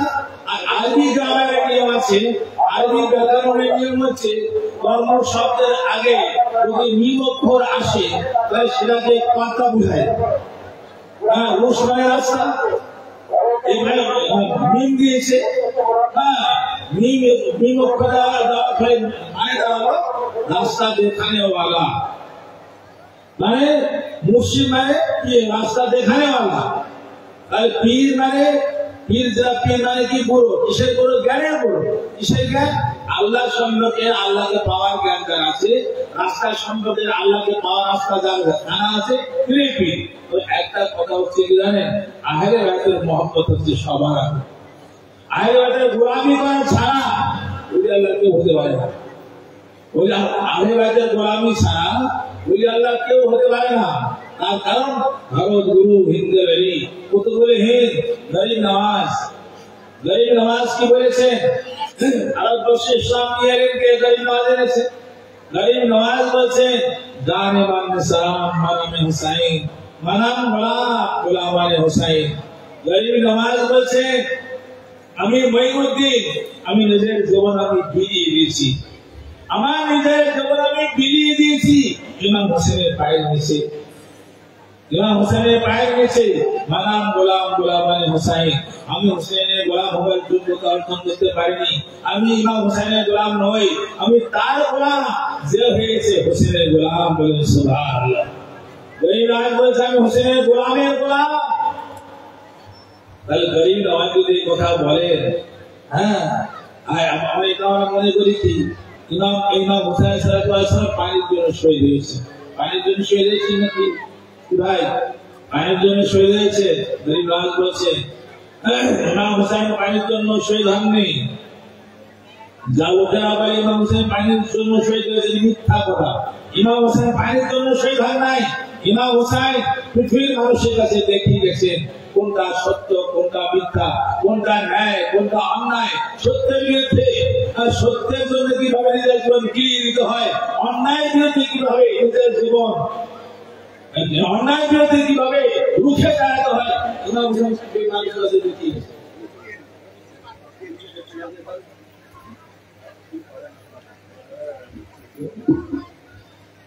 তারপরে গরিব নওয়াজ বলছেন আমি মঈনুদ্দিন, আমি মনিরের মনির, আমি মঈনুদ্দিন। ইমাম হোসেনের ঘোড়ার দুর্দিনা ফুলে ঝুলা বলে পরিষদের থেকে লজ্জা বোধ করি। অথচ না, আমি সেই দিন ধরে কারবালার মহিতে থাকতাম, আর কারবালার মহিতে যদি আঙুল দিয়ে ফেলে দিতাম, আল্লাহর কসম করে বলছি সঙ্গে সঙ্গে পানি পাওয়ার সত্য বলে সুবহানাল্লাহ। গরিব নওয়াজ বুঝাতে চাইছে যে আমি ইমাম হোসেনের ঘোড়ার ফুলে ঝুলার যোগ্যতা আমার নেই। আমি যদি কারবালার পানির ফোয়ারা ছড়ি, তাহলে তিনি আমার আঁকা কি করতে পারতেন? যাই হোক, ফিরে আসি। আল্লাহ রাসূল পবিত্র জবানে বলেছেন যে আমাকে ভালোবাসতে হলে আমার আহলে বাইতকে ভালোবাসো। কথা বুঝতে পারছেন? যে গরিব নওয়াজ বারবার বলছে উল্লেখ করে যে ইমাম যতক্ষণ আহলে বাইতের গোলামি না করেছে ততক্ষণ কেউ বলে আল্লাহ হতে পারবে না। কথা বুঝতে পারছেন? যাই হোক, কথা হচ্ছে যে আমরা অনেক রকম ভাবে মনে করি। আর যদি আহলে বাইতের সামান্যতম একটু মনের মধ্যে হিংসা থাকে, আহলে বাইতের উপরে সামান্যতম বিদ্বেষ থাকে, কখনো সেই ইমানদার হতে পারে না। কথা বুঝতে পারছেন? আল্লাহুম্মা সাইয়্যিদিনা মাওলানা মুহাম্মদ ওয়া আলা আলি সাইয়্যিদিনা শাফিয়ানা মাওলানা মুহাম্মদ। সুনানে বাইরে হাদিস শরীফ এসেছে قال رسول الله صلى الله عليه وسلم وفي آل محمد يوم خير من عبادة السنتين أما تعالى دخل الجنة আবু হুরায়রা বলেছেন আল্লাহ পবিত্র জবানে বলেছেন যদি কেউ আহলে বাইতকে নবীর বংশধরকে একদিন ভালোবাসে একদিন ওকে আলে মোহাম্মদ খায়রুম মিন ইবাদাতি সানাতিন যদি কোন লোক আহলে বাইতকে নবীর বংশধরকে একদিন ভালোবাসে সে 100 বছর ইবাদতের থেকে শ্রেষ্ঠ সওয়াব তারপর কি বলছে মাম্মা তাআলা দাখালাল জান্নাহ আর ওই মোহাম্মদের যদি বলতে পারে নিঃসন্দেহে জান্নাতে যাবে বলে সুবহানাল্লাহ। ইবাদত কোথায়? ইবাদত আল্লাহর পবিত্র এগুলো হাদিস যা আলেমরা পড়েছে আমি পড়েছি আর এখন আলেমরা পড়ছে যদি না পড়ে কেউ তাহলে বুঝতে পারছে যে এই দেখুন মাওলা অনেকে বলে কি বলবো বুঝতে পারছে যে হাদিসগুলো দেখতে হয় কারবালার মাঠে যে ওই 7,000 মুক্তি 3,000 হাফেজ ছিল ভাই যারা কারবালার মাঠে ইমাম কাজের বিরুদ্ধে ছিল তাদের বর্ণিত হাদিস পড়তে হয় আমাদের বুঝতে পারছে তাদের বর্ণিত হাদিস পড়তে হচ্ছে কি শিখবো আমরা বুঝতে পারছে ওই লোকদের মতো আরো আছে কথা বুঝতে পারছে ইমাম হুসাইন সালাম জমিনে পড়ে গেলেন তো ঘোড়া চতুর্পাশে ঘুরছে মৌলা উঠে যাত্রী লেগেছে আল্লাহ আমার গাড়ি লাগবে ঘুরছে চতুর্পাশে ঘুরছে মরবেন সাত কি বলছে সৈন্যরা খবরদার ঘোড়াটার সঙ্গে বেয়াদবি করো না কেননা ওই ঘোড়ার উপরে আমি আল্লাহ রসুলকে চড়তে দেখেছি কত বড় ভণ্ড নবী বুঝতে পারছি ঘোড়াটার সঙ্গে বেয়াদবি করা যাবে না ওই ঘোড়ার সঙ্গে বেয়াদবি করা যাবে না ওই ঘোড়াটা আল্লাহ রসুলকে চড়তে দেখেছি অথচ ভাইরা সব মরিবেরাই করে দেখেছেন না আপনার জুমা নামাজ করতে গিয়ে জুমা নামাজ পড়ার সময় খোদবা করতে হয় খোদবা করতে বসতে হবে ঘন্টা দাঁড়িয়ে ওয়াজ করতে পারবো কিন্তু খোদবা করার সময় 5 মিনিট করে আবার বসতে হবে তারপর উঠতে হবে কেন উঠতে বসতে হবে ওরা ইয়াদগার ইমাম নাসাই শরীফের হাদিসে পরিষ্কার আছে একদিন আল্লাহ রাসূল মদিনার মসজিদে খুতবা করছেন আর ইমাম হাসান হুসাইন আলাইহিস সালাম খুব বাচ্চা 3 এবং 4 বছরের বাচ্চা হাত ধরাধরি দৌড়াচ্ছে রাসূলের গলার আওয়াজ পেয়ে নাড়াচাড়া দিয়ে যাচ্ছে এবারে ইমাম হুসাইন সাহেব করে যাচ্ছেন হাসান টেনে করছে হাসান করে যাচ্ছেন হুসাইন টেনে করছে আর দৌড়াচ্ছেন ঘামের তরবাতা হয়ে গেছে আল্লাহ রাসূল খুতবা করতে দেখছেন আল্লাহ রাসূল থাকতে পারলেন না নেমে গেলেন নাসাই শরীফের হাদিস প্রত্যেকটা মৌলভী সাহেব পড়েছে আমিও পড়েছি এবং আমি পড়িয়েছি ছেলেদের নেমে গেলেন নেমে যে আল্লাহ ওই ভাইকে 2 ভরিদার টুকরা দিয়ে করে তুলে দিলেন আদর করতে করে নিয়ে এসে মেম্বারে বসে মেম্বারে বসার পর 2 ভাই শান্ত হলো মেম্বারে বসে আল্লাহ খুতবা করতে উঠলেন দাঁড়ালেন দাঁড়িয়ে বলছি আমার সাহাবারা আল্লাহ ঠিকই বলেছেন অধিক সন্তান অধিক সম্পত্তি ধন সম্পত্তি ফেতনার স্বরূপ আল্লাহ কথা ঠিক আমি যখন দেখলাম আমার পরিবার লাগতে যাওয়ার পরে না ইমাম হাসান হুসাইন বারবার করে যাচ্ছি আর ঘামে তরবাতা হয়ে গেছে আমি যতক্ষণ পর্যন্ত আল্লাহ তুমি না এনেছি অতক্ষণ পর্যন্ত আমি ঠিক থাকতে পারিনি বলে সুবহানাল্লাহ ওই আল্লাহ রাসূল ইমাম হাসান হুসাইনকে বসেছিলেন মেম্বারে কিয়ামত পর্যন্ত প্রত্যেকটা ইমামকে বসতে হবে অথচ মহাবাব পাকে চাঁদ উঠলে ইমাম পাকে কথা বলে শিয়া অথচ শিয়া হয়ে গেল আর সারা বছর ইমাম পালন করে যাচ্ছে ভাইরা বড় দুঃখের কথা বুঝতে পারছেন আল্লাহ রাসূল নামাজ আলো শুনেছেন আপনার এক কথা আল্লাহ রাসূল নামাজ কেমন ছিল বলুন আল্লাহ রাসূল নামাজ কেমন একদিন আল্লাহ রাসূল নামাজ পড়তে আছে আর ইমাম হুসাইন আলাইহিস সালাম রাস্তায় দেখতে পেয়ে ইমাম হুসাইনের সঙ্গে দেখতে পেয়ে করে নিয়ে এসে মদিনার মসজিদ মেম্বারে বসিয়ে রেখে নামাজে দাঁড়িয়ে পিছনে সাহাবায়ে কেরাম ইক্তেদা করছে আল্লাহ সুবহানাহু হোসেন সালাম বসে আছে, আল্লাহ সুবহানাহু সিজদা চলে গেছে, সাহাবা সিজদা চলে গেছে। যখন আল্লাহ তো সিজদা চলে গেছে না সেই শরীর হাদিস না শেষে সিরাজে তার কাজ সেটা যখন সিজদা চলে গেছে আর ইমাম হোসেন সালাম উঠে এসে রাসূলের কাছে বসে গেছে। আরে বসে গেছে আল্লাহ রাসূল বিশ্বকাতে ইমাম হোসেন বসে পড়েছে। আল্লাহ রাসূল বলছেন সুবহান রাব্বিল আলা। আর মনে কি ভাবছেন হোসেন কই যাবে, কিন্তু মনে বলছেন সুবহান রাব্বিল আলা, তসবিহ করছেন আল্লাহ, ধ্যান করছেন তার ইমাম হোসেন বলে সুবহান রাব্বিল আলা, তুমি মহান পবিত্র, বলে সুবহান রাব্বিল আলা। আর মনে মনে হোসেন কই যাবে। এই করতে করতে আল্লাহ রাসূলের দিন কসিদা হয়ে গেছে, এবার ৭২ বারছে ৭২ বার তসবিহ হয়ে গেছে। সাহাবারা কিছু ভাবছেন তাহলে আল্লাহ ভগবান বলে মাথা তুলেছে, আমরা তো শুনতে পাই না, কোন সাহেব মাথা তুলেছিল না, আবার মাথা নিচ্ছে আবার তখন সময় হচ্ছে আবার মাথা তুলে দিয়েছেন, অনেকে সাহেব মাথা তুলছে না, ইমাম হোসেন বসে সে দাদা মাথা নিচে এই করে করে ৭২ বার তসবিহ হয়ে গেছে। ইমাম হোসেন সাল্লাল্লাহু নেমে আল্লাহ থেকে মাথা তুললেন, নামাজ সময় শেষ করলেন, যখন সালাম ফিরালেন, নামাজ শেষ করার পর সাহাবায়ে কেরাম জিজ্ঞাসা করলেন, ইয়া রাসূলুল্লাহ ইয়া হাবিবাল্লাহ, আজকে সিজদা অবস্থায় কোরআন শরীফ নাযিল হচ্ছিল নাকি লম্বা সিজদা করার হুকুম এসেছে? আল্লাহ বলেছে আমার সাহাবারা লম্বা সিজদা করার হুকুম আসেনি, আর কোরআন শরীফ নাযিল হয়নি। লম্বা সিজদা করলে যখন আমি সিজদায় মাথা রেখেছিলাম আমার কলিজার টুকরা লাগতে যায় নড়ে না যায়, ইমাম হোসেন আমার কাঁধে বসেছিল, যতক্ষণ পর্যন্ত সে নিজের ইচ্ছা মতো নিজের খুশি মতো যতক্ষণ পর্যন্ত না নেমে গেছে ততক্ষণ মাথা তোলা পছন্দ করে নাই। বলেন সুবহানাল্লাহ। আল্লাহ নামাজ পড়ছিলেন, তার নামাজ পড়ছিলেন, ধ্যান করছিলেন, তার তসবিহ করছেন, তার ধ্যান করছেন, তার এই জন্য গরিব নওয়াজ বলেছেন, ভারত রহিমুল্লাহ গরিব নওয়াজের জন্য বলেছেন, শাহ হুসাইন বাদশাহ হুসাইন দিন হুসাইন দিন হুসাইন সরদার লালে দাদা সিদি আকাইবুল লাইল হুসাইন।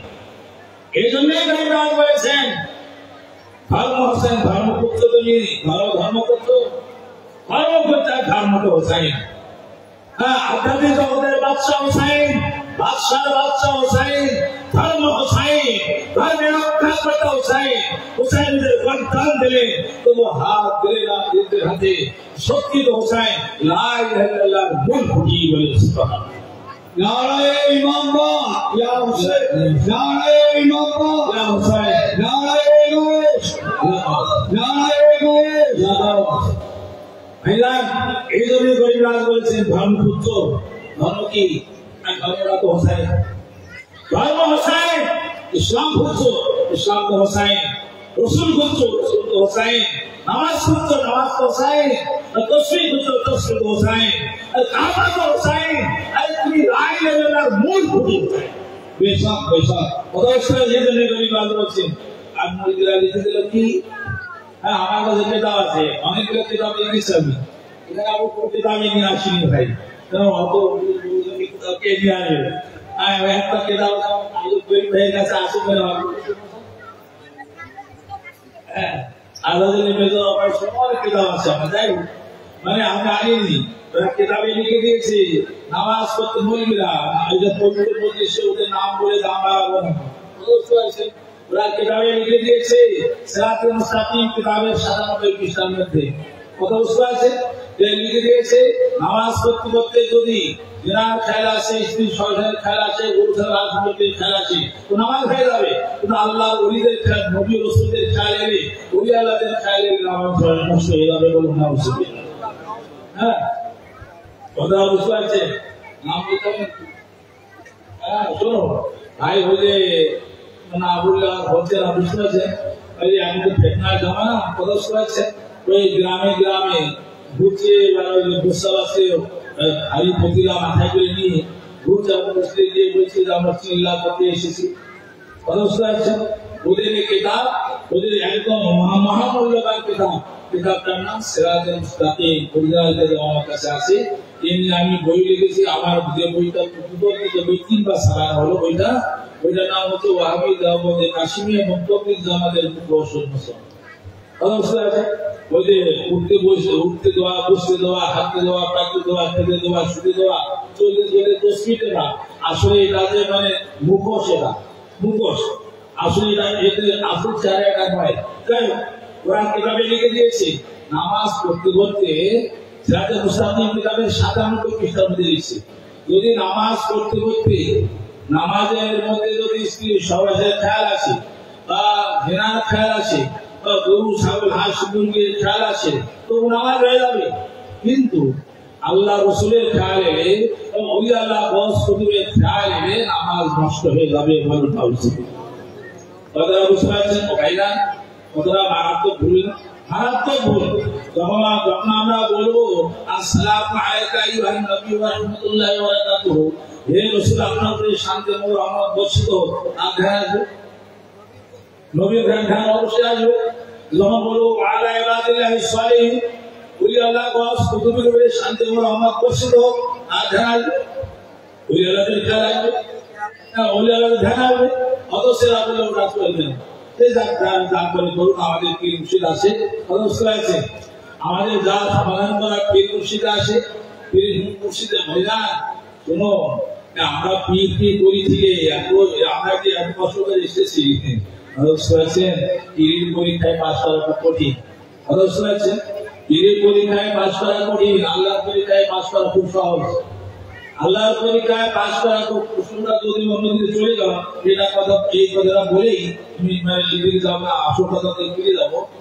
পীরের পরীক্ষা কিরকম? পীর শোনো, পীরকে টাকা পয়সা ধন দৌলত দিয়ে খুশি করতে পারবে না। পীর আপনার কি চায়? পীর কি চায় আপনার কাছে? আল্লাহ বলে কি চায়? আপনার মনটা চায়। হ্যাঁ, আপনার মনটা চায়। চলুন একটু করাচি শহরে তার মাজার আছে, হযরত খাজা শরফুদ্দীন রহমাতুল্লাহ আলাইহি, ওনার পদবি হচ্ছে বুয়ারি শাহ কালান্দার। বুয়ারি শাহ কালান্দার রহমাতুল্লাহ আলাইহি ওনার টাইটেল, আসল নাম হযরত খাজা শরফুদ্দীন রহমাতুল্লাহ আলাইহি।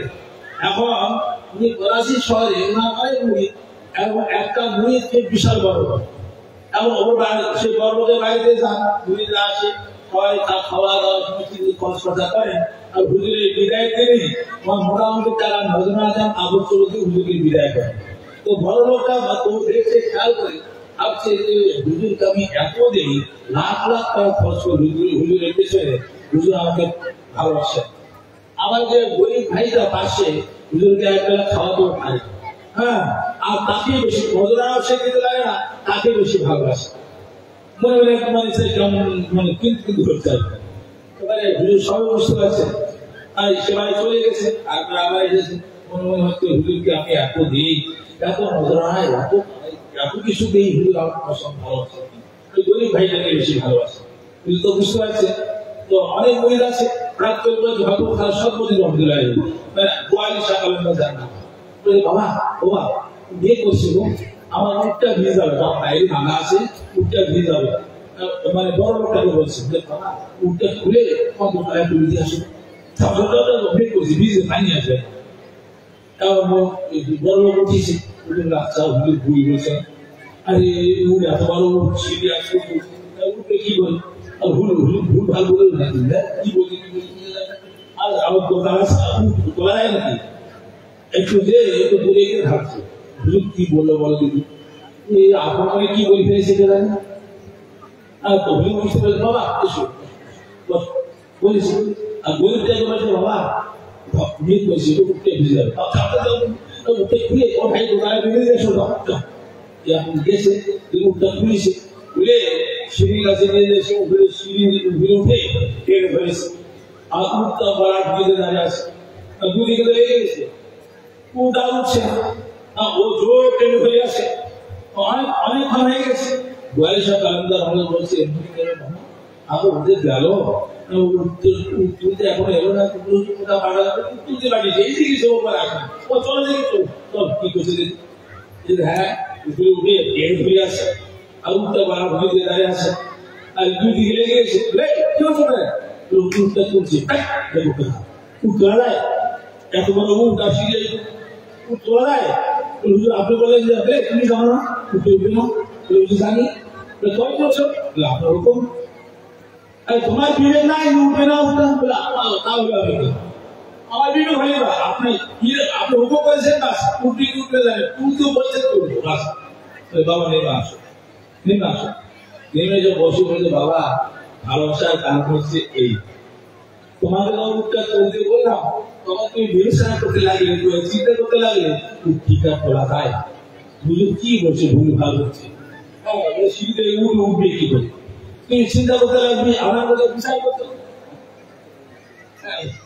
সে মানে একবারে তুমি বিচার করতে লাগো, এই বিচার করা বলি নেই, হুকুম হুকুম।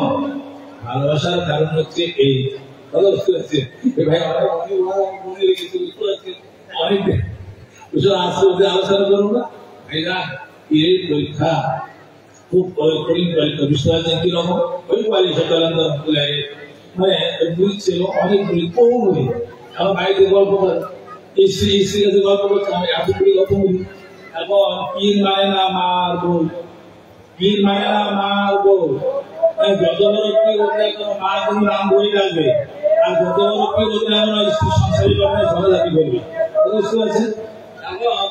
আর বাড়িতে গল্প করছি এতগুলি অনুষ্ঠান দেখি পুরো অনুষ্ঠান দেখে কতটা বলি বলে একবার দান দিয়েছে, বহু বই এসে গেছে প্যান্ডেল করেন, অবশ্য আছে স্ত্রী বলছে আচ্ছা তুমি যে বলো সেটা এত খাতির করে অত খাতির করে একটা প্যান্ডেল করে না, বলে যা বই আছে মাগরিব করে প্যান্ডেল করা, মাগরিব নামাজের পরে একটা বাস দিয়ে তাল মাথা টেনে তাল মাথা দিয়েছে, কি হলো বলে যা বলি রেখে ঢুকে যাবে, তাই এত বলি তাদের কথা ঘটাই বলে হ্যাঁ ঠিক আছে দেখি দেখি মানে বুঝো কি। এবারে মাগরিবের পরে কিছু মুড়িতে বলছে বাবা, বলছে বাবা গোয়াল ঘরে এটা মানে খাসি বাবা আছে, যাও তো খাসিটা নিয়ে আসা তো অবশ্যই আছে, কখন দবাই হবে কখন। হ্যাঁ এবারে এবার করেছেন কি এবারে যে অনিবন্ধন গেছে দেখছি আল্লাহ খাসি কোথায় মসজিদের শুয়ার বাঁধা আছে, ওই সব এই ফিল শুয়ার জন্য যে খাসি ওখানে হাওয়া হয়ে গেছে। এবার যে যায় সে আর ফিরে আসে, শেষে মানে সেই শেষার মুড়িতে গেছে আর কি, শেষার মুড়ি যে দেখছে যে হ্যাঁ শুয়ার বাঁধা আছে, শেষার মুড়িতে বলছে পীর বলেছে খাসি, তুমি শুয়ার অনুযায়ী হয়তো খাসি হয়ে পড়বে, যখন পরীক্ষা টান দিয়েছে আর খাসি হয়ে গেছে। পীরের পরীক্ষা অবস্থা আছে, পীর মানে কিভাবে আমরা পরীক্ষা করবেন, পরীক্ষা পাস করতে পারেন বাস এসে গেলেন, আর যদি ফেল করেন তো হয়ে গেল। যাই ভাই মানে আমি আজকে খুব একটা ভালো গল্প করেছি, এই কারণে আমি সকাল 6টায় বেরিয়েছি, রাস্তা বহু মেদিনীপুর থেকে বা এই বাস সে বাস করতে করতে যাচ্ছে, তাছাড়া আমার আনন্দ চেহারা সুবিধা নেই, ঘুরি ঘুরে অনেক ইন্ডিয়া হয়ে গেছে, বুঝতে পারছি। যারা ভাই অফিস এসে গেছে এখন বক্তব্য রাখবে, কত বুঝতে পারছেন। আর শেষে আমি আপনাদের একটা জান্নাতের সার্টিফিকেট দিচ্ছি, বুঝতে পারছেন, আপনাদের একটা জান্নাতের সার্টিফিকেট দিচ্ছি, কে কি বলছে বলুক, খেয়াল করবেন না। আর সার্টিফিকেটটা হচ্ছে তিরমিজি শরীফের দ্বিতীয় খণ্ডের 214 এবং 15 পৃষ্ঠার মধ্যে হাদিস শরীফে আছে, আমি পড়েছি এবং পড়িয়েছি। তিরমিজি শরীফের দ্বিতীয় খণ্ডের 214 এবং 15 পৃষ্ঠা। হ্যাঁ, আর আমি قال رسول الله صلى الله عليه وسلم أخذ عن النبي صلى الله عليه وسلم بيد حسن حسين ما أحبني أحب هذين وآباهما وأمهما أنا معي في درجة يوم القيامة বলেছে জান্নাতের সার্টিফিকেট দিচ্ছে। এর মানে হচ্ছে আল্লাহ ইমাম হাসান হোসেনের হাত ধরে তুলে দেখিয়ে বলছেন দেখো মানা হাব্বানি, যারা আমাকে ভালোবাসে, আব্বা হাযাইনি আমার এই দুইজনকে ভালোবাসে, ও আবাহুমা এই দুইজনের বাপকে ভালোবাসে, ও উম্মাহুমা এই দুইজনের মাকে ভালোবাসে, আনা মাই ফি দারাজাতি ইয়াউমাল কিয়ামাতি, আর কিয়ামতের দিন তারা আমার সঙ্গে জান্নাতে বাস করবে বলেন সুবহানাল্লাহ। আল্লাহ পরিষ্কার করে বললেন যে যারা আমাকে ভালোবাসে, আমার এই দুজন মানে ইমাম হাসান হোসেনকে ভালোবাসে, এই দুজনের বাপকে মাওলা আলীকে ভালোবাসে, আর এই দুজনের মাকে ভালোবাসে মা ফাতেমা, এই দুজন এই তার মানে এক কথা আলী ভাইকে ভালোবাসে। আল্লাহ সুবহানাহু ওয়া তাআলা মাই বিদায় জাতি ওয়া কিয়ামতে আর কিয়ামতের দিন তারা আমার সঙ্গেই জান্নাতে বাস করবে। ভাইজান আল্লাহ তো বললেন না যে নামাজ পড়লে আমার সঙ্গে জান্নাতে বাস করবে, রোজা রাখলে আমার সঙ্গে জান্নাতে বাস করবে, রোজা রাখলে হজ করলে আমার সঙ্গে জান্নাতে বাস করবে, যাকাত দিলে আমার সঙ্গে জান্নাতে বাস করবে। এই কথা না বলে আল্লাহ বলেছেন যারা আলী ফাতেমা হাসান